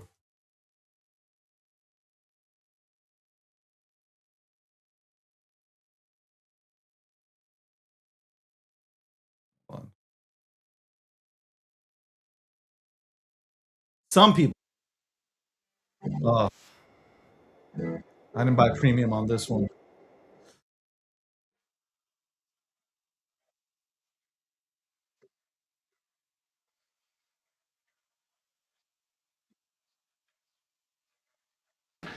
Draw chips for everybody in the room so they can play in the house. My credit good enough to buy you out? Buy me out. The casino.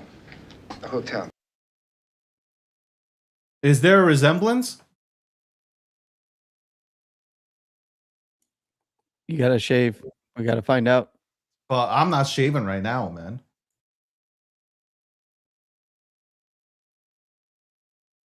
I can see it. The Corleone family wants to buy you out. The Corleone family wants to buy me out. No, I buy you out. You don't buy me out. Your casino loses money. Maybe we can do better. You think I'm... Yo, I didn't even know. Yo, your casino loses money. Absolutely. This is, you know who's talking right now? Bro, you know what this is right now? Why you got to talk to Vitalik like that, huh? No. This is Elon from Pumped Up Fun. Maybe. Listen. We'll see. Loses money. Maybe we can do better. You think I'm skimming off the top, Mike? You're unlucky.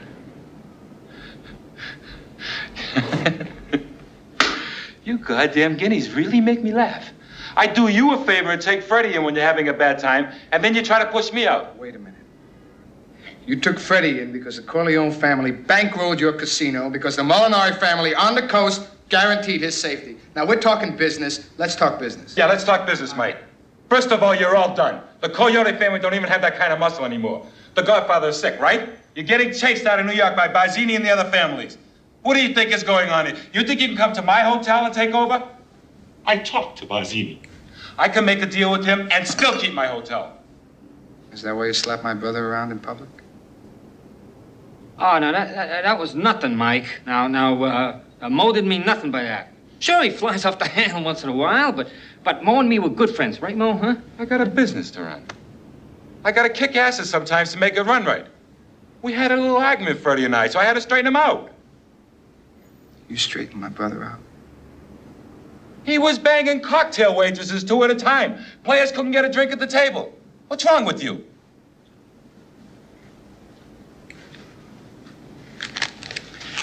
I leave for New York tomorrow. Think about a price. Do you know who I am? I'm Mo Green. I made my bones when you were going out with cheerleaders. Wait a minute, Mo. Mo, I got an idea. Tom, you're the consigliere. Now, you can talk to the Don, you can explain... Just a minute. Don is semi-retired, and Mike is in charge of the family business now. Can I, Have anything to say? can I show you what I Say it to feel Mike. like every single day, Landy? Can I actually show you what I feel like on a daily basis? Let's see. We're rolling the dice here. This is what I feel like every single day when I come on to social media, especially Threads now.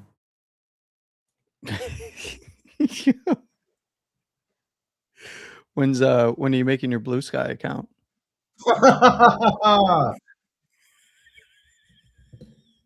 Okay. This is the scene. This is every day for me.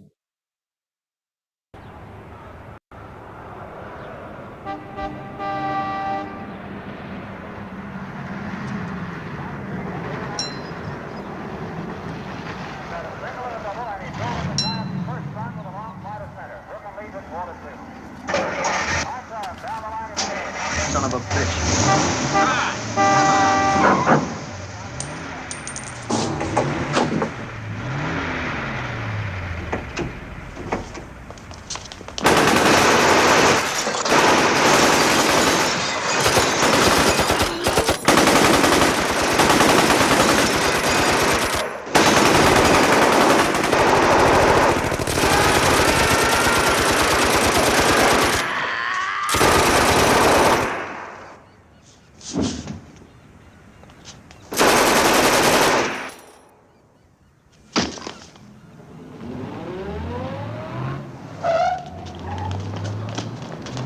The kick at the end.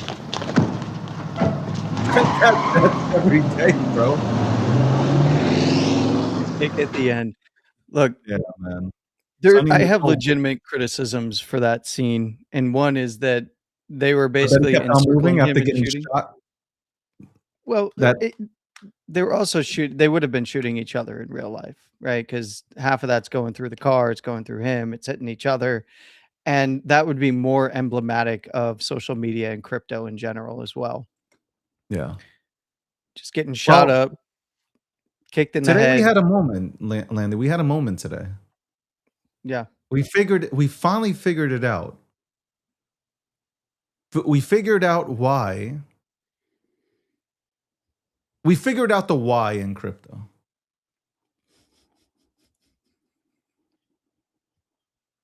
Wow. Round of applause. Man. We'll be right back after this commercial break. We figured out the why in crypto. What first got you excited about blockchains? Think about it.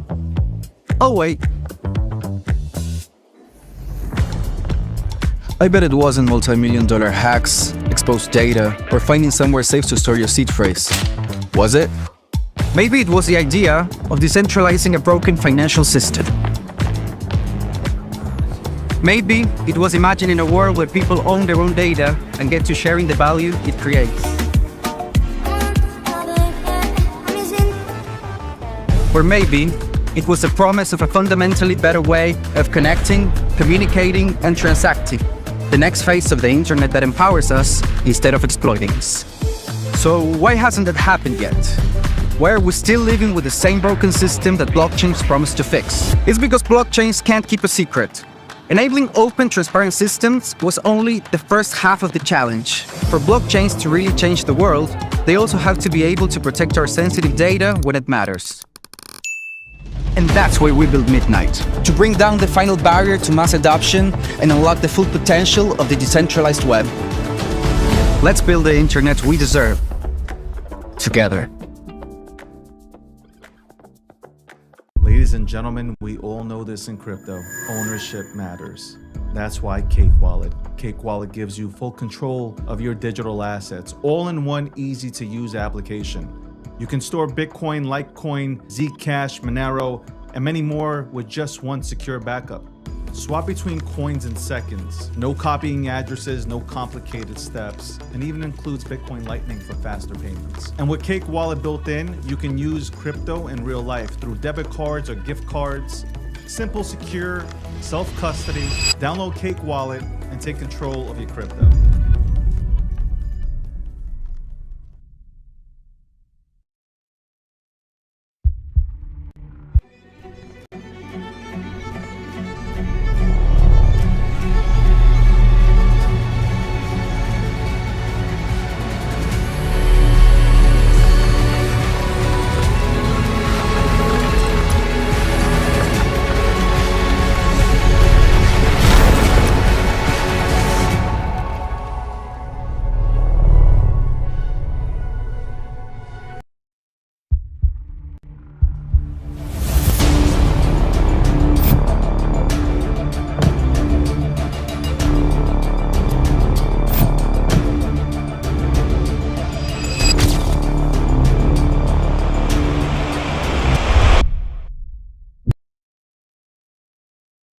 I'm back. The bad guy's back. Along with my evil puppet. I mean, you do have a sidekick that is a cartoonish character. So, I mean, you are really developing the villain arc. I actually like it. Because everyone hates my take. At least they appreciate it for something. Right? I think about it. They appreciate you for something. Fuck it, be a villain. It is what it is. I really do.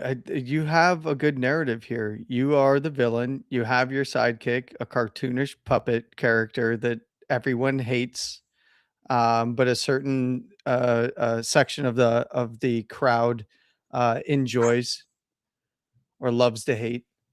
It's. I mean, you've got all of the ingredients for the villain of crypto. Now it's just taking the next step. We got to build the space laser. And once you're the villain, it doesn't really fucking matter, right? Yeah. No, anything you do is going to be the worst thing that could ever happen, ever. I'm supposed to do it, right? Yeah. You should put the puppet should be sitting on your shoulder. No, that's the funniest part. It's like, I'm supposed to be doing, like, oh my God, you see what the Joker did? Yeah, he's supposed to do that.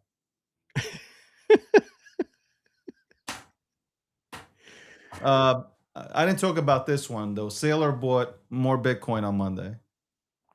That's why it's down, right?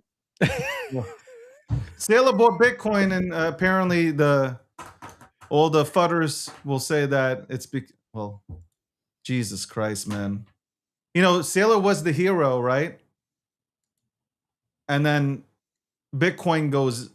You imagine saying Bitcoin is down at $62,000? Like, I am sitting here thinking, like, oh my God, Bitcoin is now Bitcoin is down, and it's at $62,000. And nobody ever expected these prices. If you've been here for a while, you never expected. What?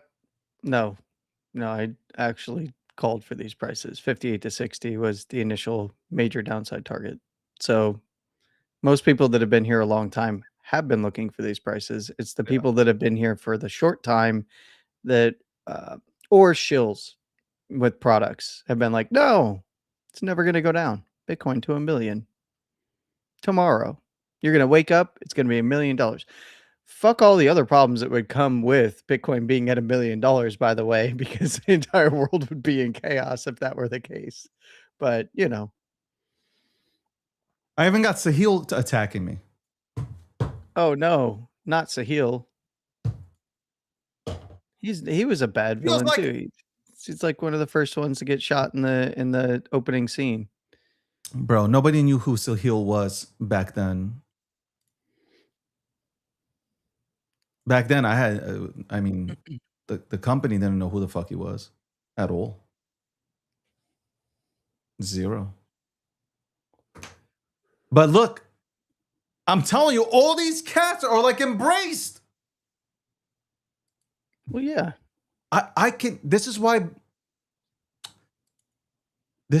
like, sometimes, like, the good guys turn bad, man. Not me. Not yet. Not yet. Can make it happen. Live long enough to. Oh yeah, no, I mean, look, the what is it? That was the Dark Knight, right? Yeah, live long. Hold on.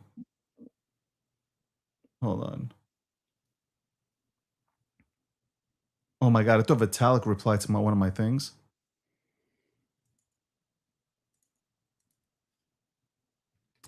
Here's some chick. Some chick said, this guy David just says the same thing over and over again. Considering how long he's been here, he should be worth 8 to 9 figures. Instead, he was shilling sub 1 million vamps. Can you name these vamps for me? I love reading these comments. If you want a career, this should be a commercial. If you want a career, all you have to do is attack David. That's right. Well, yeah. If you want to be seen and heard, all you have to do is come at me. Let's see when she signed up. Oh, account made in 2022. Well, it's like you said, you're starting to, before you were reading that, you were starting to do the Batman quote, Harvey Dent, you either die a hero, live long enough to become the villain. So it's just that we get that every 4 years, cyclically, until we don't. It is Whenever so that is. true. This is bear market vibes. Oh yeah. I mean, fitting. And again, it's a bear market. We never look at the people that tossed your salad. No. I don't know where that analogy was going, but that was all Diddy. That tossed your salad, but we look at the people who didn't, and that's right. Right. That's why I'm saying this is what I say about Charles. I say it about Sather. If I call him Sather one more time, bro, he's gonna be the general manager of the Rangers, man, or the Oilers, maybe. What if that's his next buy? It's not Bitcoin, it's the Rangers. There you go. Sailor. Everybody that is trying to build in this space or do something in this space, those are the people that you attack, and they're the bad guys. But the bad guys aren't the bad guys, and this is a fucked up show on Netflix. It's one of those fucked up shows on Netflix. 100%. Yeah. Look, I don't. Here's the thing. I don't care. Right? I want to be your hero, baby. Price action is king. And people got into denial mode at the highs when people like myself were calling for 123 to 125. Yo, Landy cannot forget to go ahead and pat himself on the back. No, I'm gonna go back in time. Q in 2024, right around election time, I said Q1 to Q2 of 2025. You better get out of your memes because everything's going down. Memes ain't gonna come back after that, and they didn't. Got crucified for it. Got told that I didn't know what I was talking about. My account's age is only since 2021. I'm new here. I'm sorry for saying that. It's just I was looking. If your account is 2022, you know what? I love the fact when people. You know what I love when people say, "You should be at 8-9 figures." So basically, once you get to that number, you're not allowed to post anymore. You're not allowed to go ahead and participate in the markets. Once you succeeded at some sort of number, 8, 9, 10 figures, whatever it is that you guys throw out there, the new kids on the block, they are putting it out there that you are not allowed to be in crypto no more. Because if you have that kind of money and you're on here talking about other things, because Pepe was at, you imagine Pepe was a sub 1 million shitter, right? Mm-hmm. That I happened to be holding spaces about it at 500 grand market cap. You know, Dogecoin was under a penny. What a shitter. Shiba Inu. I mean, I could keep going and going and going. I mean, you're not allowed to talk about these things. I mean, with your analogy, you little fucking idiots that haven't graduated fucking high school, with the analogies that you guys use, you know what? I take that back. I think all you guys graduated, like you say, from Ivy League schools. But with that analogy, then nobody would be on CNBC. Jim Cramer still wouldn't be investing. Warren Buffett, what is he doing? Warren Buffett, why are you investing? Like, Warren Buffett buys things that go into bankruptcy. They're sub nothing shitters, right? And then somehow he turns them into something. I guess we all should retire once we hit like 7, 8, 9, 10 figures or something. I'm broke. I'm out here broke. Pretend that I am broke. Let's put it this way. This is usually my response because people always they always at me, especially especially because I get into a lot of fights with Bitcoin maxis. Um, they always at me and they're like, "Oh, you're just trading because you're poor." And I'm like, bro, I'm here on this app giving my opinion, going on shows, going on stages because I can afford to be here. Right. And it cuts two ways. There's people on this application that can afford to be here because they're on welfare. And then there's people that can afford to be here because they've made money. And you don't get the privilege of determining which is which. They will show you who they are.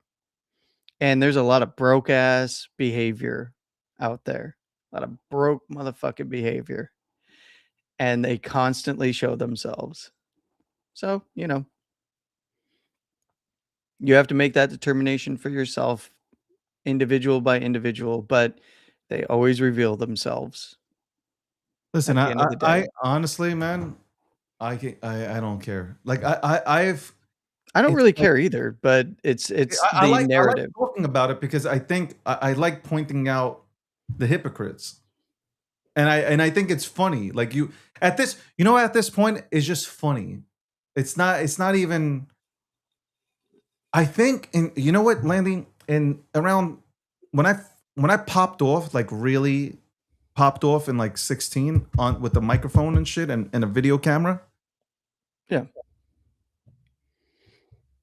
Yeah, because you're not used to, and I say this all the time, like as a creator, just starting off as a creator, I guess, and stuff. You also go got from incredibly everybody popular cheering you very on, quickly. Like and then very quickly. and then people start coming at you and like, Yeah. holy shit, nobody would talk to me outside like this. Like nobody, I would never, I've never, this, Landy, I've never had anybody speak to me the way people would speak to me on social media. So it's like, yo, what the fuck? And then you would get angry in the tweets. And then it comes to you one day, it's just like, yo, I don't care. Like as long as you know, and I tell this to a lot of people, as long as you know who you are, like that's it, man. Like it is what it is. And you continue to do your thing, you continue to ascend to new levels and be on your way. Like you used to block the haters. No, you don't block the haters. You want them to come along because they're your biggest fans. Oh yeah. They make time to come see you, like even more so than the people that are rooting for you without ever talking shit about you. Mm-hmm. That's why a lot of creators have a hard time creating content because they get scared. No, I'm being serious. A lot of creators get scared to create content because they fear that somebody's going to say something about them and they're going to get agitated and they're going to come out there, you gotta let it be, man. If you want to be in this position, you want to be a media personality, a content creator, you want to be in front of this camera and you want an audience, you're gonna have to understand with that audience comes 5 to 10% of them are absolutely gonna be rootless. They're gonna wake up daily. Every single day, they're gonna come up with, they're gonna slander you, defame you, they're gonna talk shit. It doesn't matter. Like they're going to do everything possible to rattle you, and you're going to have to finally come to the point of disconnecting that nerve, that being sensitive and all. It is what it is. It is what it is. The people that you align with will one day be your biggest hate. I'm telling you, it will be. They will be hating from the back channels. They will put on a smile, but they will be slipping shit into your drink. I am telling you. That knife into your back slowly with a smile on. As long as you know who you are, you're good. And you'll make it. It's interesting because, you got popular very, very quickly. It was like you popped and then it was like a flood, right? And then there's people who've gotten popular over a long period of time. I think it's very different because it can be very jarring when you get popular very, very quickly and you're kind of everywhere or go viral very, very quickly. That can be jarring, right? Because you're not expecting the hate that comes along with popularity, no matter how good of a person you might be or not, doesn't really matter. And then there's those who have slowly built over time, and they have a chance to ease themselves into the hate, right? And get used to it. So it's like, look, it when you put yourself out there, it's not easy to do. So respect to the people that put themselves out there. Yeah. It is not easy to create and put out content and see that people absolutely for no reason at all. It can be your appearance, it can be your voice, it can be just intensely personal things about you, or it can be something that you said, or just fabrications. Well, that And I've never been like, you know how like I see a lot of people that are called ugly. Nobody can call me ugly. They can't say I have a receding hair. They can't do anything with the looks part. So like, okay, what can we do about him next? yeah. And then there's people What can that you social do? climb, right? They'll be your friend today and your enemy Oh, tomorrow. Gokshi Media. They had sponsorships. They were getting paid for sponsorships.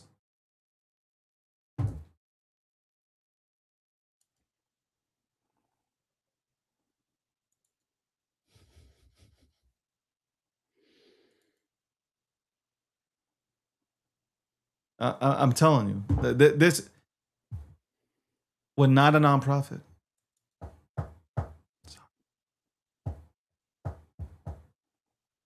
That's the best this space can do.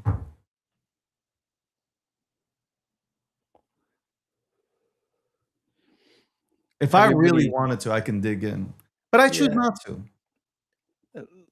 Look, everybody that puts a microphone in front of them and turns the camera on, I respect for, whether I agree with them or disagree with them, because you're going to take all of the hate.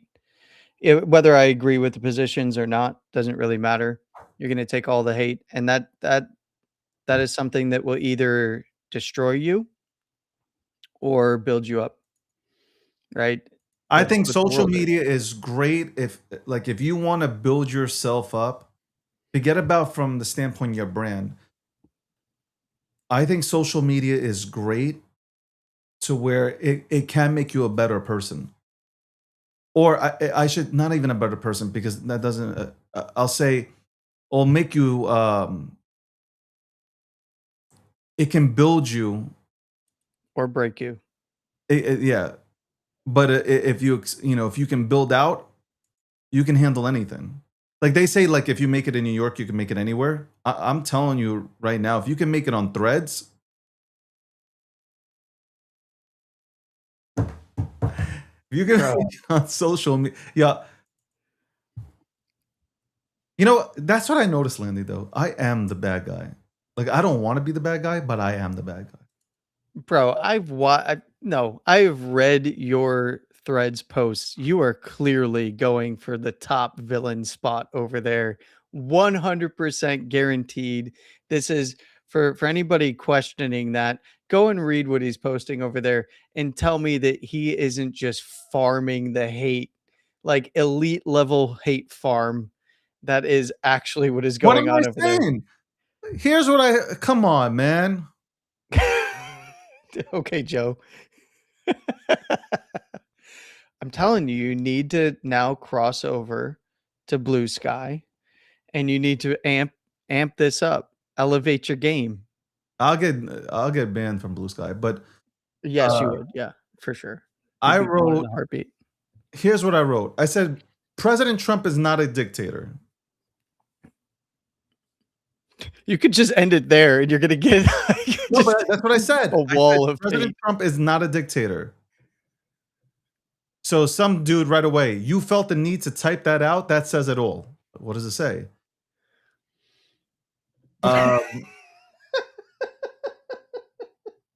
Some guy said, Rob, stay running. Imagine living in a democracy where this has to be posted. Yeah, we are. We don't live in a democracy. Nope. Obama was a dictator.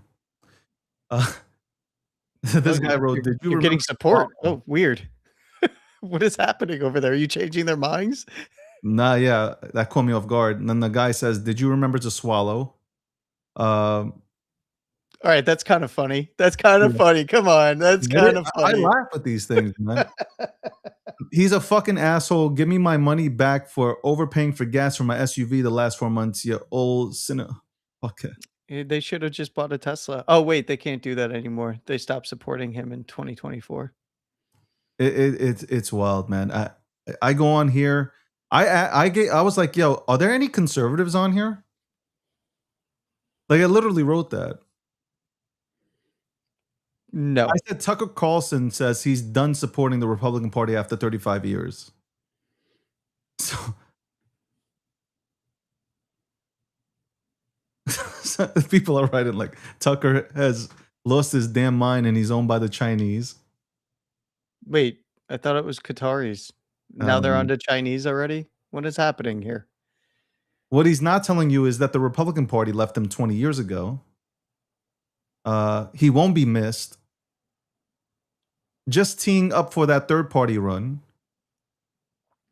Yeah, He calls what he did support. Rather than off the sinking ship. He has to go to the side that has more Jew hate, which is the radical left. I stand in the middle now because of it. No, the left and the right are essentially indistinguishable from each other than the gender issues. They're pretty much the same on both, at the extremes. One of my yesterday I wrote a tweet or a post. I don't know what the fuck they call it here. A thread. A thread. A string. The people calling Trump a dictator have clearly never lived under an actual dictator. In America, you can spend all day insulting the president and nothing happens. Try that in Russia.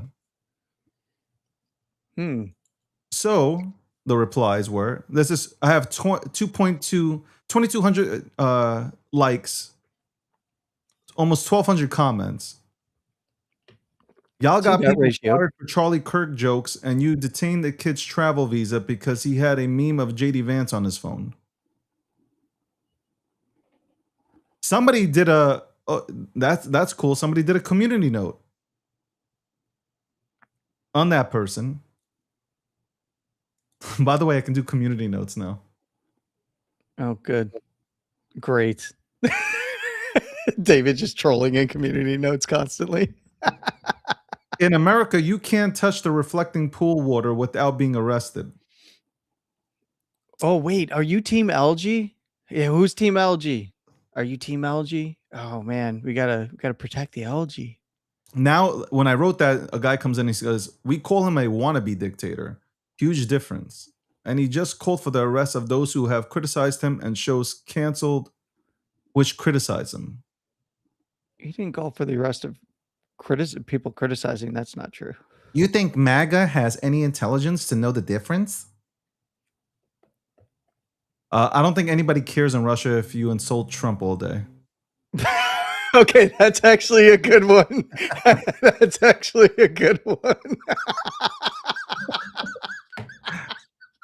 Yo, shout out to whoever put that. That's hilarious. It's Javier, guy in F.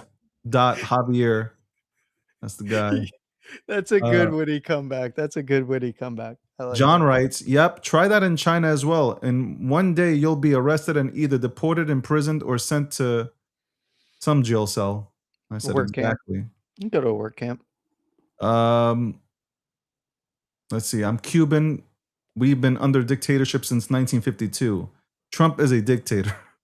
Oh, hold on.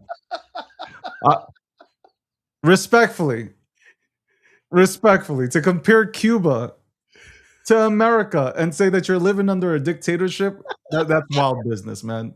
I can't take you seriously, man. No, that's clearly stupid. You're gonna have to show me a birth certificate that states that you're Cuban. Bro never actually lived in Cuba. He just happens to be Cuban and doesn't like Trump. That's all. Dude went to DR and flew past Cuba or some shit. So he's not directing the DOJ to go after anyone he considers has challenged him then? So I guess Biden was a dictator then, since you guys weaponized the goddamn legal system to go ahead and put Trump in jail. Well, there's only nuance on one side, David. You can't have nuance on the other. The people calling liberals communists have never lived under actual communism. Oh, that's true. Most haven't. Yeah. Radical liberals defending Russia just because of their hate towards the orange man is crazy. So you found that there are a few conservatives on there. That's interesting. Yeah. Or maybe they're not conservative. Maybe they're just, sane. Here's a guy. Fun fact: the best cure for dictators is not letting them come into power so they can't become dictators. Do you bozos remember Russians warning Russia what would happen if Putin won?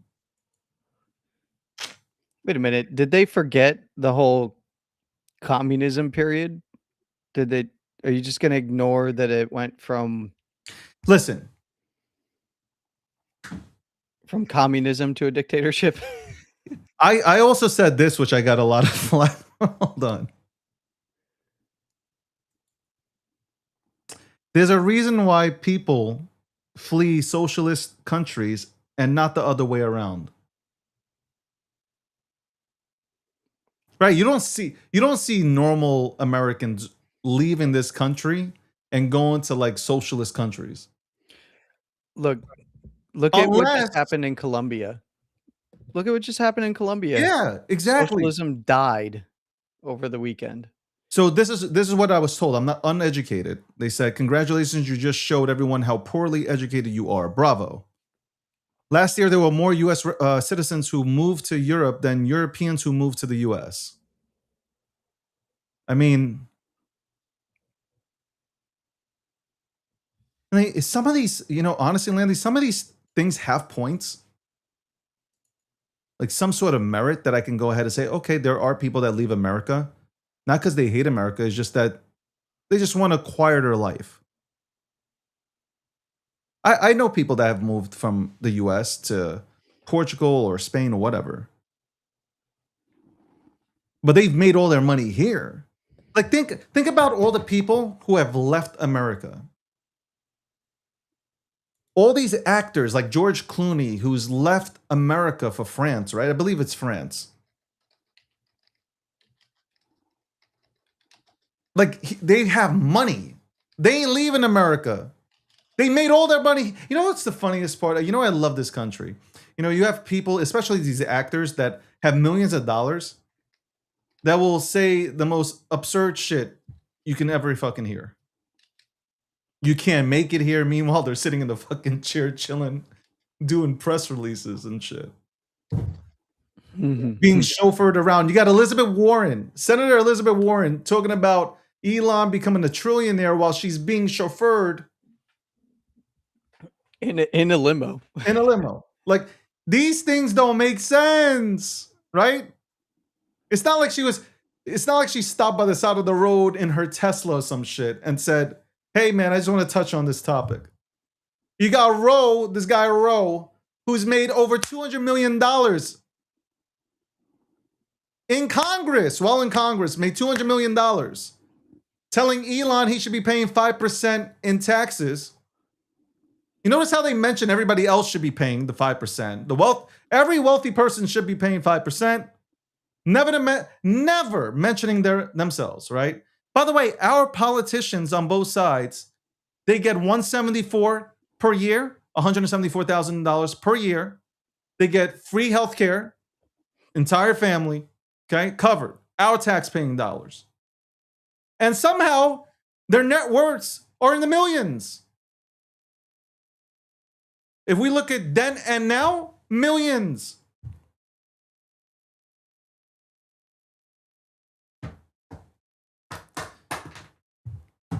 And they're lecturing,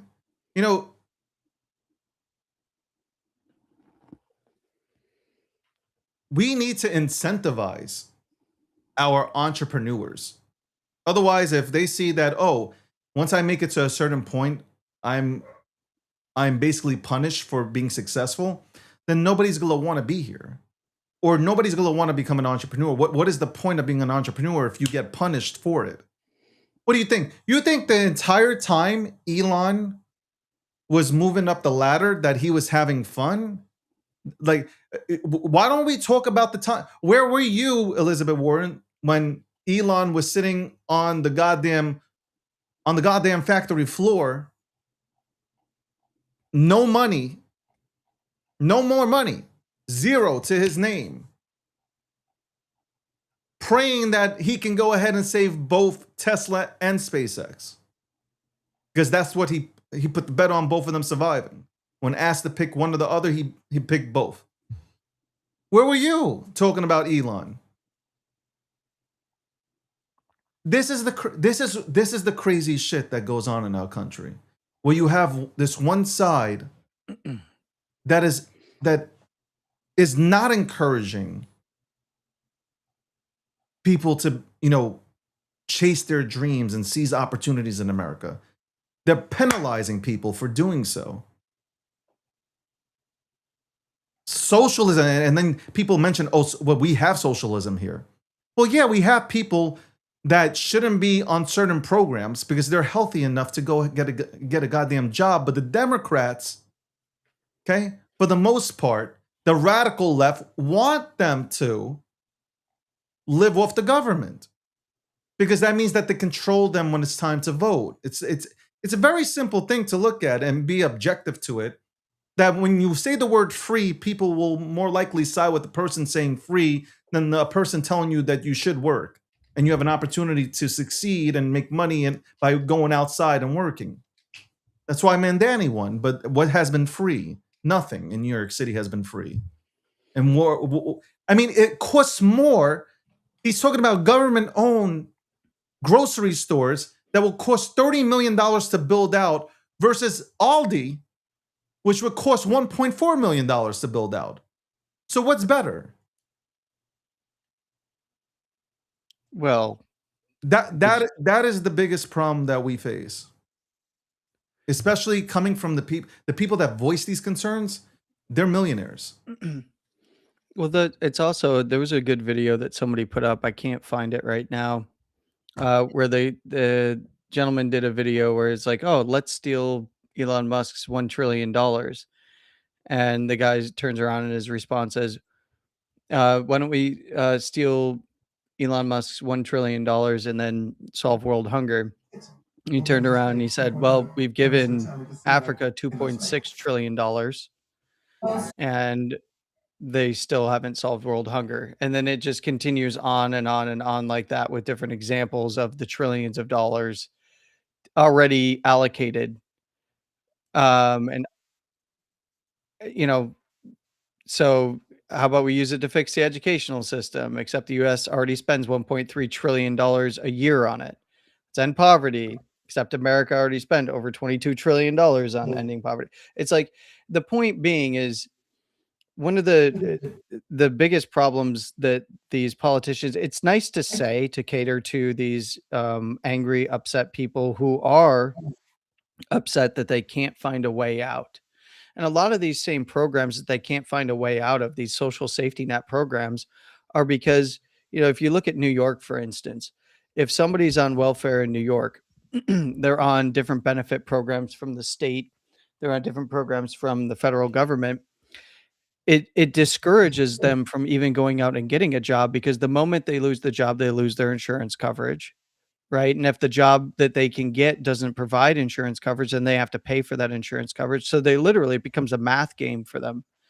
Right. And this is one of the problems that a few people there in the state of New York have brought up, is like, you keep them on the treadmill, because as soon as there's no clear path out of these social safety net programs for these people to go get a job.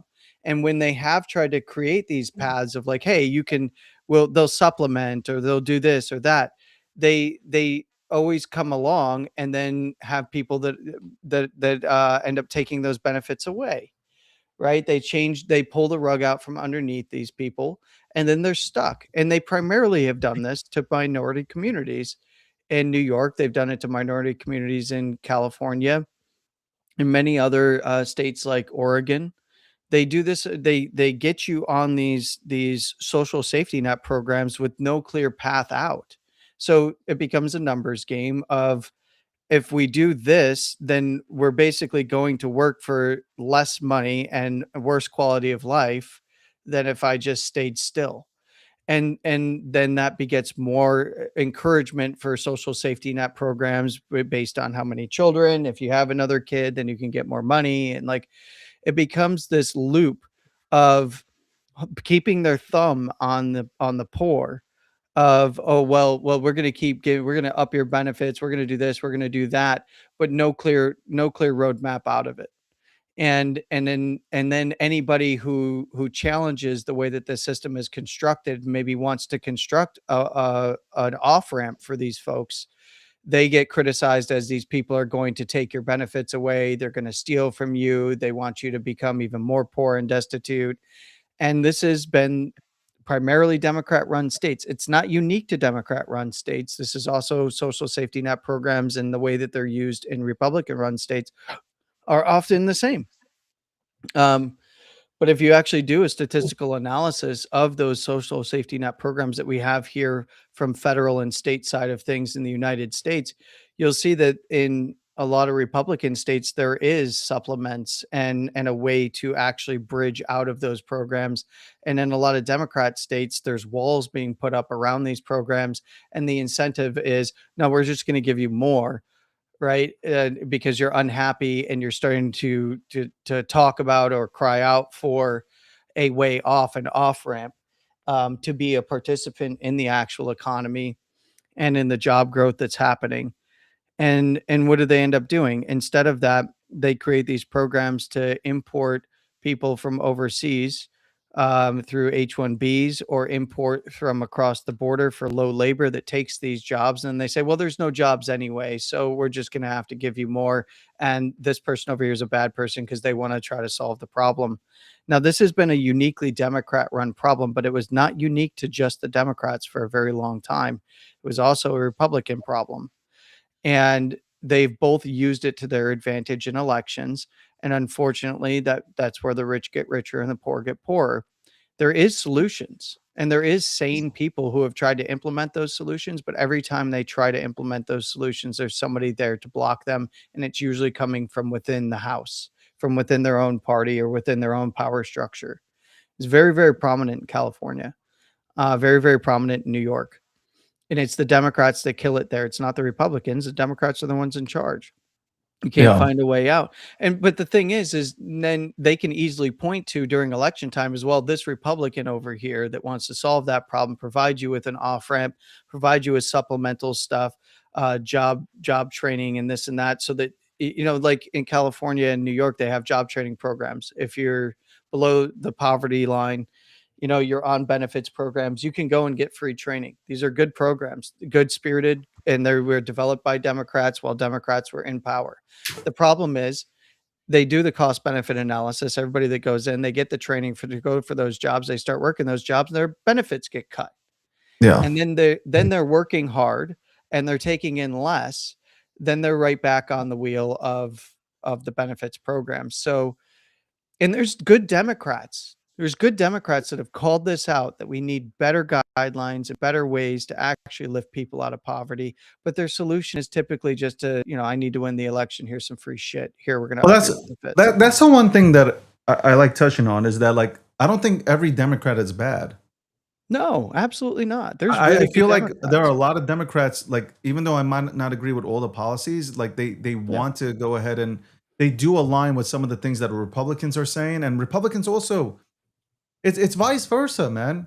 At the end of the day, we need to remember, and maybe I'll say something that actually blows your minds here, but these are politicians.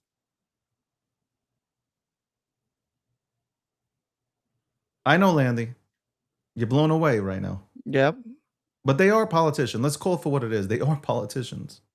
I mean, and they're all wrapped up in fraud too, by the way. Yes, I acknowledge. I mean, that look at Thune, man. Like, what has he done? Nothing.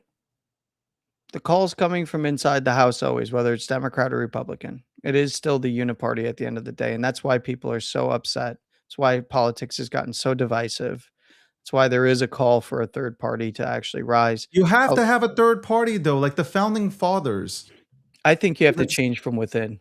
on both Yeah, sides. but the founding fathers stated themselves, like when you have a two-party system, and Yes. historically, like when you have a two-party system, nothing's going to change.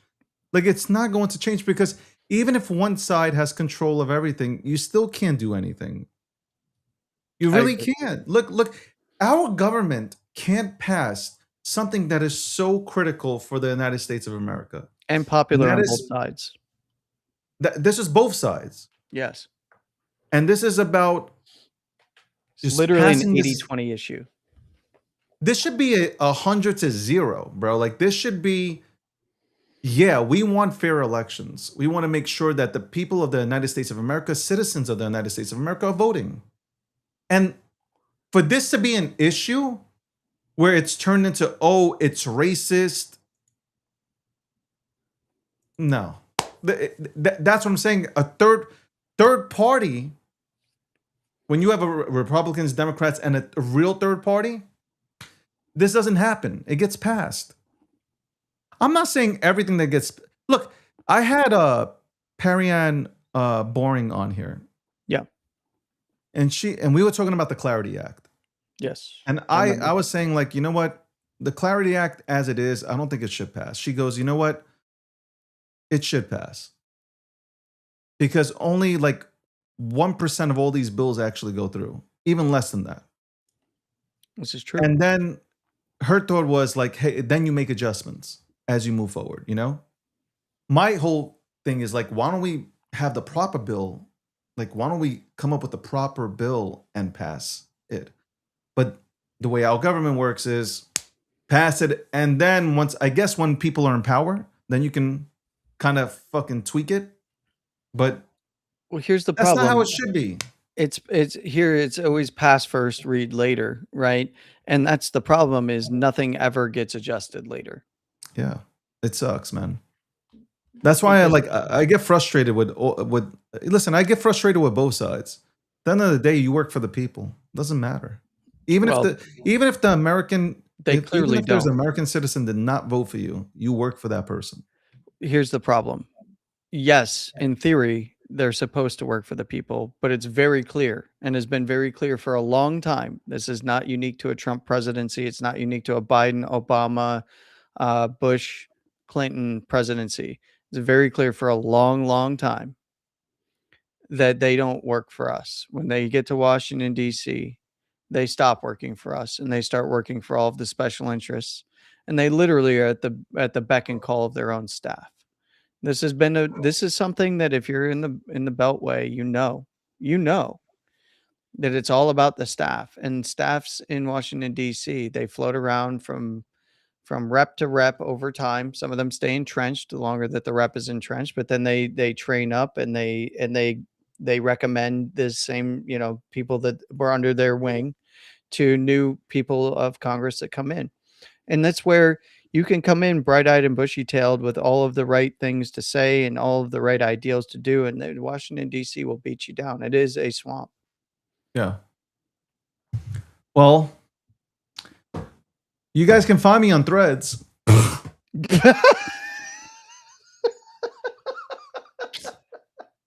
I be honest?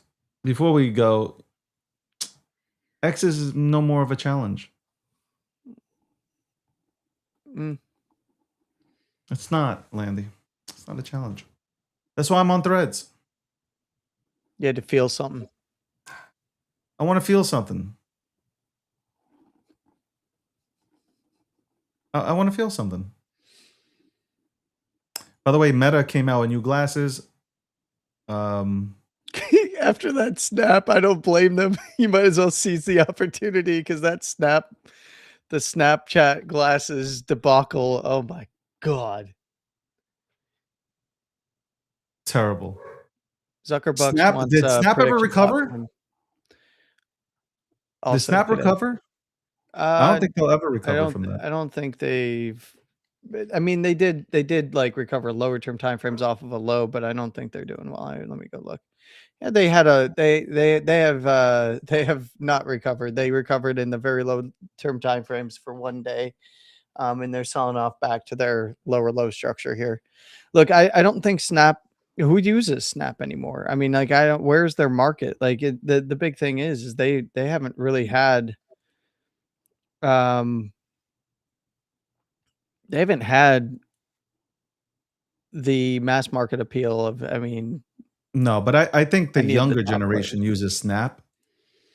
You know, you got the older generation using Instagram, and then obviously you got old dudes like you using X, and like me. Yeah. um, People are always surprised that I'm not in my 20s, which is weird. some people have said that the algorithm on X has gotten better. As of yesterday, people see more impressions on their posts. Something did change when there was all the weird. I'm sure that's when you got up yesterday, X was broken.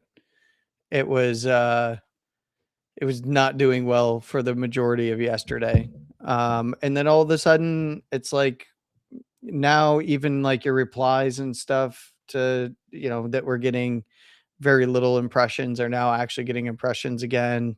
Posts are getting impressions. It's interesting to watch.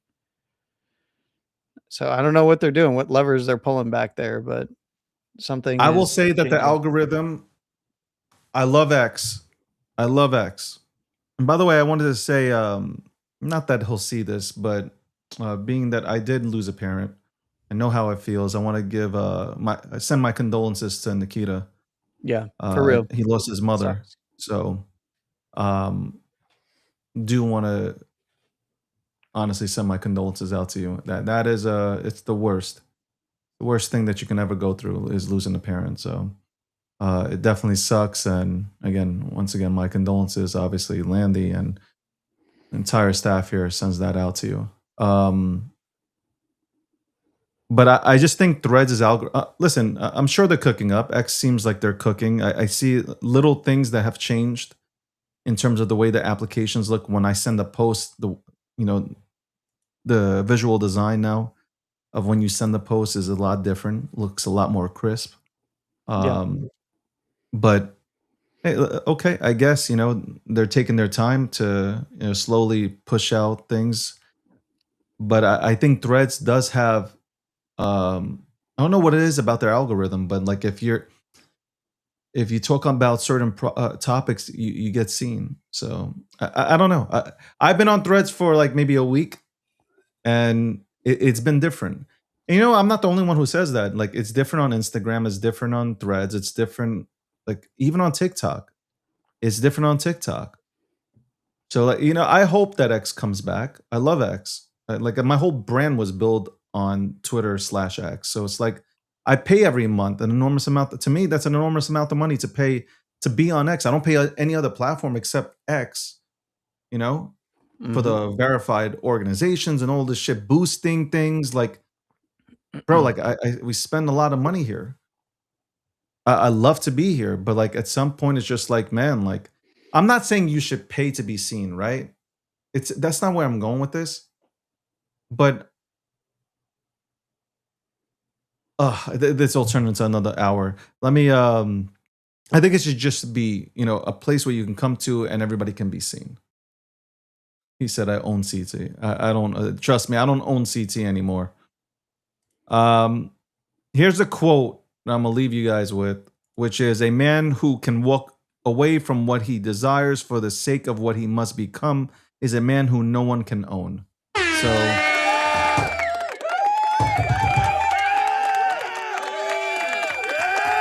I don't know what it is. I think when you get older, you get into these type of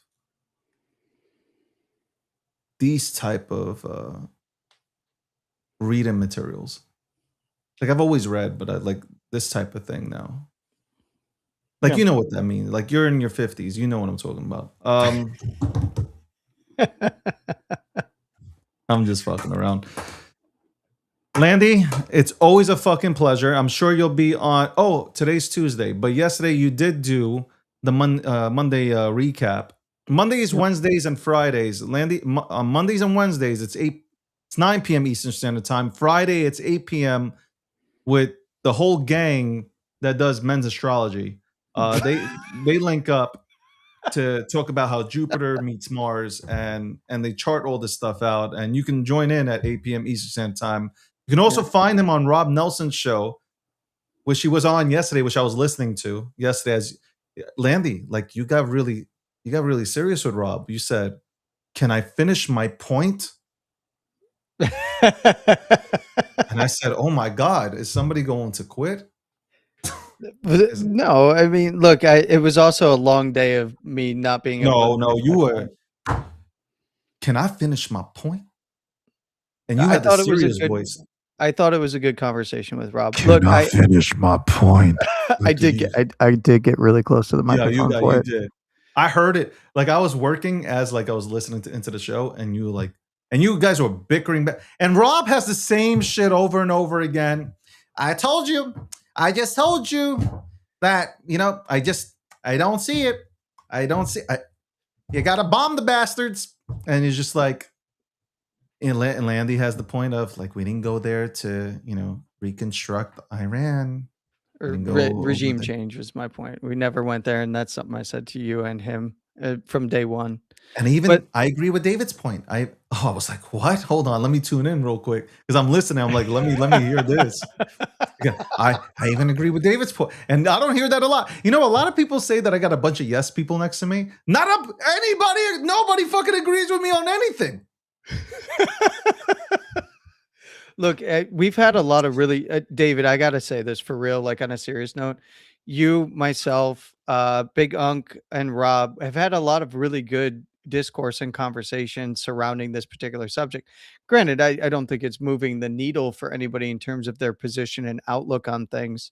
Um, but I think that it's something that we don't see often. It's either hyperbolic takes on one side or the other, and very little nuance.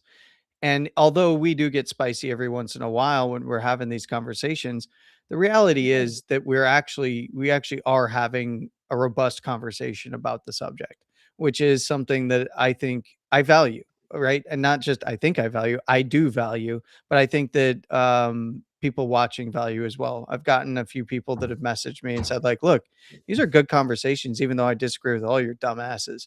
But they're at Listen, least that's good fine. conversations. That's fine. Yeah. I don't mind when people disagree. Like, Yeah. you don't have to. I never asked anybody to come here and agree with anything that we're saying on here. Whether it's about crypto, whatever the topic is, politics. Like, I don't expect everybody to agree. You shouldn't agree. You shouldn't agree. You should have your own mind. You should Yeah. really have your own mind. Exactly. Be a And you free got to thinker. form your own opinion. But you should also, just, hey, like, I think if you're able to listen to both sides, you have a better understanding of what's happening. That's really it. That's why I'm on Threads. It's like, oh, why would you go there? No, because I want to hear what these people like. I feel like, first of all, I told them on Threads, I said, number one, on because they're like, we escaped X because we didn't have freedom of speech. I'm like, I'm on X and I see all the goddamn liberals and Democrats just absolutely going apeshit. So I don't know what you're talking about being silenced. Like, no, I can say this. Is Elon 100% like, does he lean towards MAGA?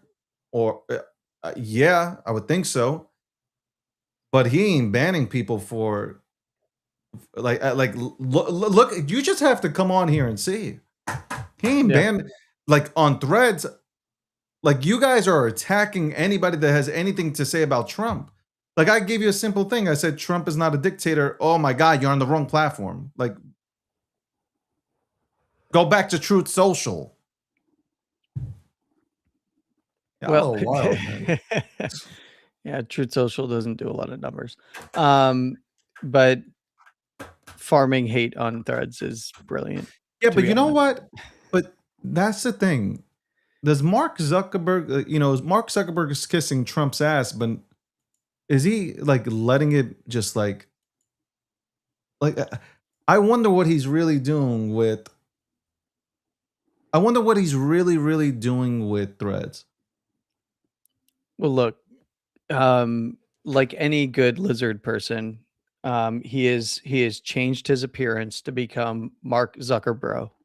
All right. So with that change in physical appearance, anytime the lizard people have to change their physical appearance, they have to embody at least a portion, even if it is just a facade. It only goes lizard skin deep, Yeah. but they have to embody the uh, the the view of the bro.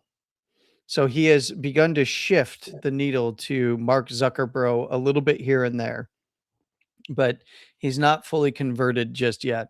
If a lizard hits the next lizard people hit that next stage of growth, he'll shed his skin and become Mark Zuckerberg politician. But I don't see him doing that. He's got a self interest, bro. Mark Zuckerberg is trapped.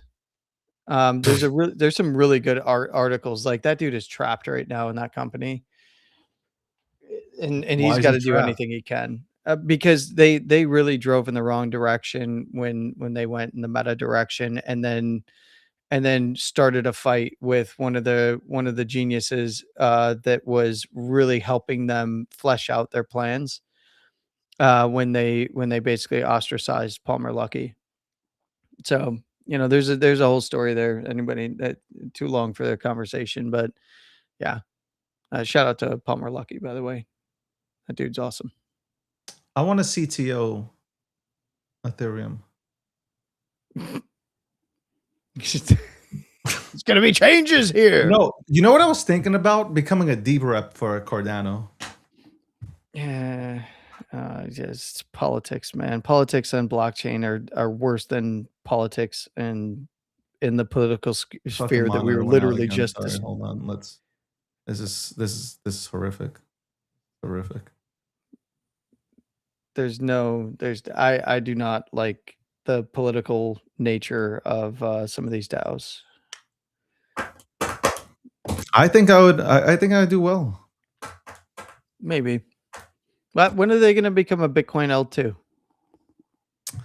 We will ask Charles once Charles comes onto the program. I think it's this week or next week. I wanted, Charles. I got a chance to ask Charles some questions about that a while back now. With the ZK rollup stuff, the Bit VM stuff, and like all of that different layer, the different layer 1 to layer 1 kind of protocols that were being built. And he gave a really thoughtful and understanding, because he understands Bitcoiners, right? He gave a really thoughtful answer about basically the bridge side of things and liquidity side of things and what that looks like. And I'm wondering, he obviously was talking to you even on stage the other day when you had that pop-up space. There must be a path, because clearly he still talks about Bitcoin and unlocking that liquidity in some manner. There's got to be something there with Cardano and Midnight and or one or the other. I'm very curious to see what his thoughts are, hear what his thoughts are on that stuff, because that is the race. That's the race. The next big race is going to be to unlock the liquidity within Bitcoin, but there's not really good solutions right now for doing so at the moment. There's a couple, they're just not very easy to use. You want to go through some let's go through some things real quick. CoinDesk is reporting Zuckerberg's Meta is reportedly building a standalone prediction market app. Yeah. Called Arena. Yep. To compete with platforms like, Polymarket. Man, this sucks. I don't even know who this guy is, but ESPN draft analyst Matt Miller has arm amputated after a horrific car crash. Damn. Damn. The NBA draft is tonight, so yeah. Shout out to everybody hoping that they land a good prospect for their team. What else is out here? I seen it and I couldn't fucking. ELON is on a tear, by the way. Elon is on a tear right now. Mm-hmm. He's talking a lot about USAID funding. Yeah. I think that, that comment about the 4.5, that report from the New York Post, which was quoting Roe, saying that, him stating that, Elon is responsible for the deaths or could be responsible for the deaths of 4.5 million children. I think that bothered Elon. That touched a nerve. Well, because it's false. I know that, but like usually he's not like this. Yeah, no, he he might actually sue him.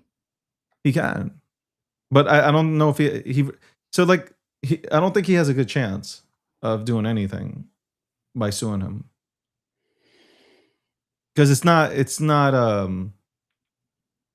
see, everybody has like the defamation. Defamation, Yeah, sorry. slander, and libel. But everybody has it all wrong, Yeah, it's on the edge. I mean, you have, look, I'm on social media all day, right? Do I not, air quote, get slandered? you get libeled a lot. But Sometimes they go on their shows and slander. you get both that take place, but what happens? Like, it is so hard. Like, Yeah, no. it's just in the U.S. court, you're just not going to win. Yeah, it's expensive, and even if you get the desired outcome, you spend a ton of money to get it, and no real upside benefit. Millions of dollars on trying to win. Yeah. Which, if you look at most cases, they go nowhere. Yeah, I agree. And that's because there's freedom of speech. The First Amendment is strong. Yep. So that's why social media is like so toxic, and a lot of people, they're surprised when they come into this space. So, yep. Yeah. That's about it. I mean, for Michael Saylor, man, like, actually, like, I wanted to. We were joking today, but Michael Saylor, like, I hope he continues to buy. Listen, you have the same opportunity that he does, and people will be like, "What are you talking about?" Like, you do. You have money, buy Bitcoin. I'm just saying, you have the same opportunity that he has in terms of buying Bitcoin. I know you guys will say, "Well, hold on, he's selling." It doesn't matter. And then figure out a way.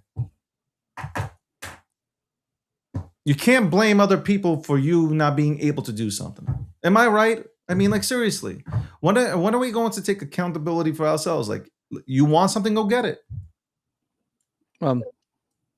Look, Michael Saylor has been a long-term net buyer of Bitcoin, and whatever happens with strategy in terms of their price action for strategy or stretch or anything else really has no effect on Bitcoin, as they are a net buyer. The massive effect on Bitcoin would become if they're a net seller, right? That would be, not great for price action. That's for sure. You'd see a lot of people celebrating the streets, but of social media or on the timeline.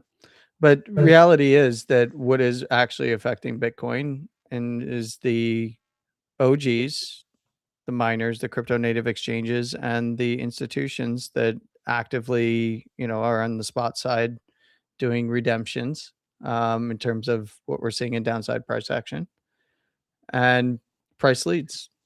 So until Michael Saylor actually is a net seller of Bitcoin, then I don't really understand. You can evaluate. You can't look at strategy and go, Bitcoin is down because of strategy. That's that's a false equivalence, and it doesn't. It's stupid. It's a dumb thing to say, and it exposes that people don't really understand. Well, probably don't understand much of anything, but love riding the dick of the narrative. Well, you have to understand, like, that's the problem that we have in crypto, is just that people are chasing engagement. So they're going to motherfucker the people that are actually trying to push the products that we want to see appreciated. The assets and the products. Like, that's what it is.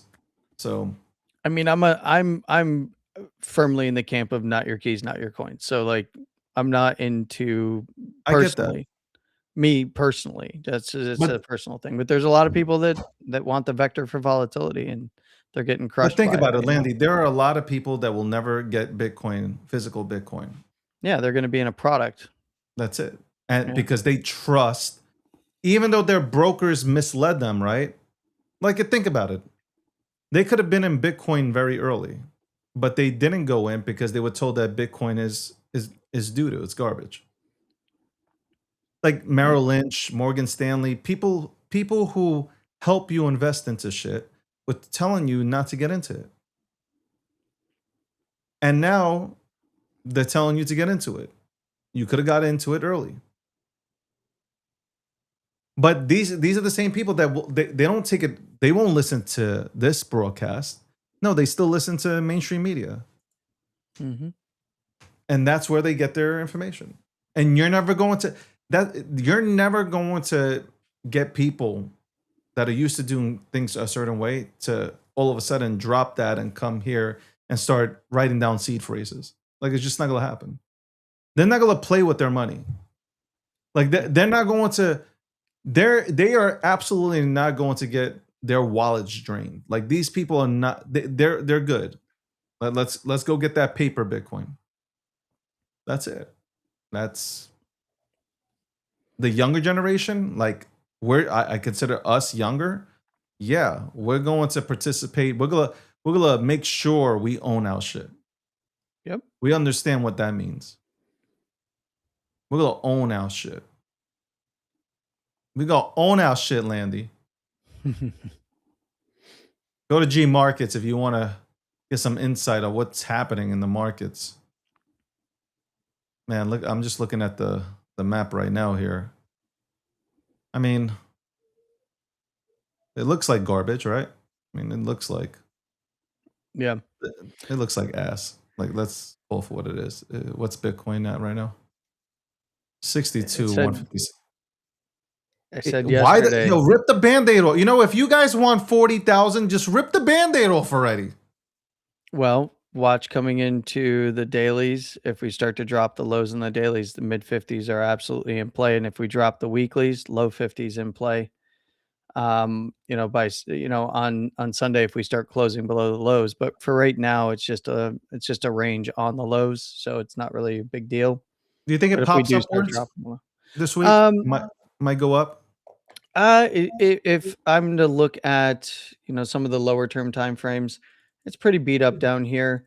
It's pressured down below 62.5. So what you'd want to see is a recovery above 62.5 for it to kind of sit here in the range and maybe try for the upside again towards 65. But reality is, if we start dropping the lows on the daily and we meet the conditions of also dropping them on a weekly close, things are going to go down probably pretty quickly into the mid to low 50s initially. And then that's going to open up those, upper 40s to 50, 48 to 50K and potentially the mid 40s thereafter. But realistically, there's nothing doing right now. It's just a matter of watching to see if it meets the conditions of further downside. I will say it looks weaker below 62.5, but if it's recovered, then there's a legit shot to go back up and test 65 and maybe even higher. It's really, watching what's going on in markets. Like I said earlier in the show, one of the big things that you want to look at right now is oil with a strengthening dollar. Dixie going up is we're seeing a rotation out of risk. And if oil does head up while Dixie's strong, you're probably going to see a further rotation out of risk. What you want to see is you want to see a correction, oil remain low, and if Dixie's going to remain strong. And then, you hope that Dixie comes back down and gives a little bit of relief. And for longer term, like when looking at the actual economy, what you would prefer to see is oil remaining low and potentially lower, while Dixie remains strong, would give Warsh the latitude to make a case for a cut coming in towards the end of the year or early next year. But if we don't see that and we see oil and Dixie rising at the same time, and we see we're likely going to see things come down and correct pretty hard in traditional markets, rotation out of risk that will affect, of course, Bitcoin, Ethereum, and all the majors. Yeah. So we're at the very beginning of summer, and we have to keep in mind that this is essentially the last full trading week of the quarter, the monthly, and the 6 months. So we're getting a lot of bigger players repositioning and setting up for the back half of the year. I'm bullish. I think it happens fast. If I don't know, I feel like it might happen fast. I wouldn't necessarily disagree. I mean, if Bitcoin, especially, and you can say vice versa for a lot of the other ETF focused majors. Yeah, we're right on the top side of the main liquidity zone post launch. Like what really drove those ETFs up. We're like right at the top side of that structure, and if we start digging down into it for Bitcoin in the 48 to 50 all the way up to $60,000, that's where we saw the fervor of orders come in for Bitcoin when the after spot ETFs launched, right? Yeah. Now, granted, everybody looks at like 38.5 to 40 being the main area, but things didn't really start hitting hard until we got into, the $50 to $60,000 range that propelled us above to a brand new all-time high. So we're right in the pocket, right at the top side of the pocket here for that. And then you can look at the Ethereum chart and you can see kind of around where the ETFs were. So I could see a scenario in which we get a quick dip in there. And then try to recover this zone. But I'd be very aware of where the weeklies start to close. Because if we start to close under and he kind of pops back up into this area, would be resistance. Probably going to go for more of that liquidity, the original bid zone that we saw for the spot ETFs, and maybe fill it out with some more downside. And it's just kind of wait and see now.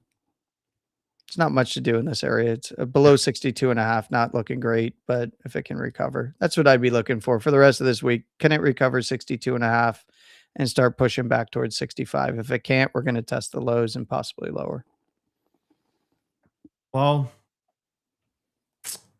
God bless America. Hell yeah.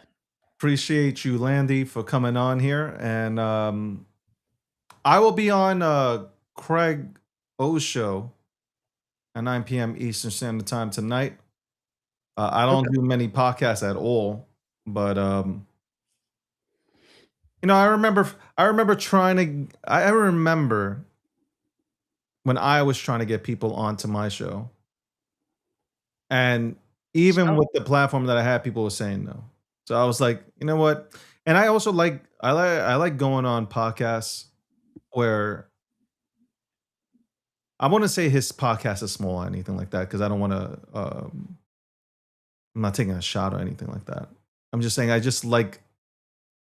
like the smaller venue type of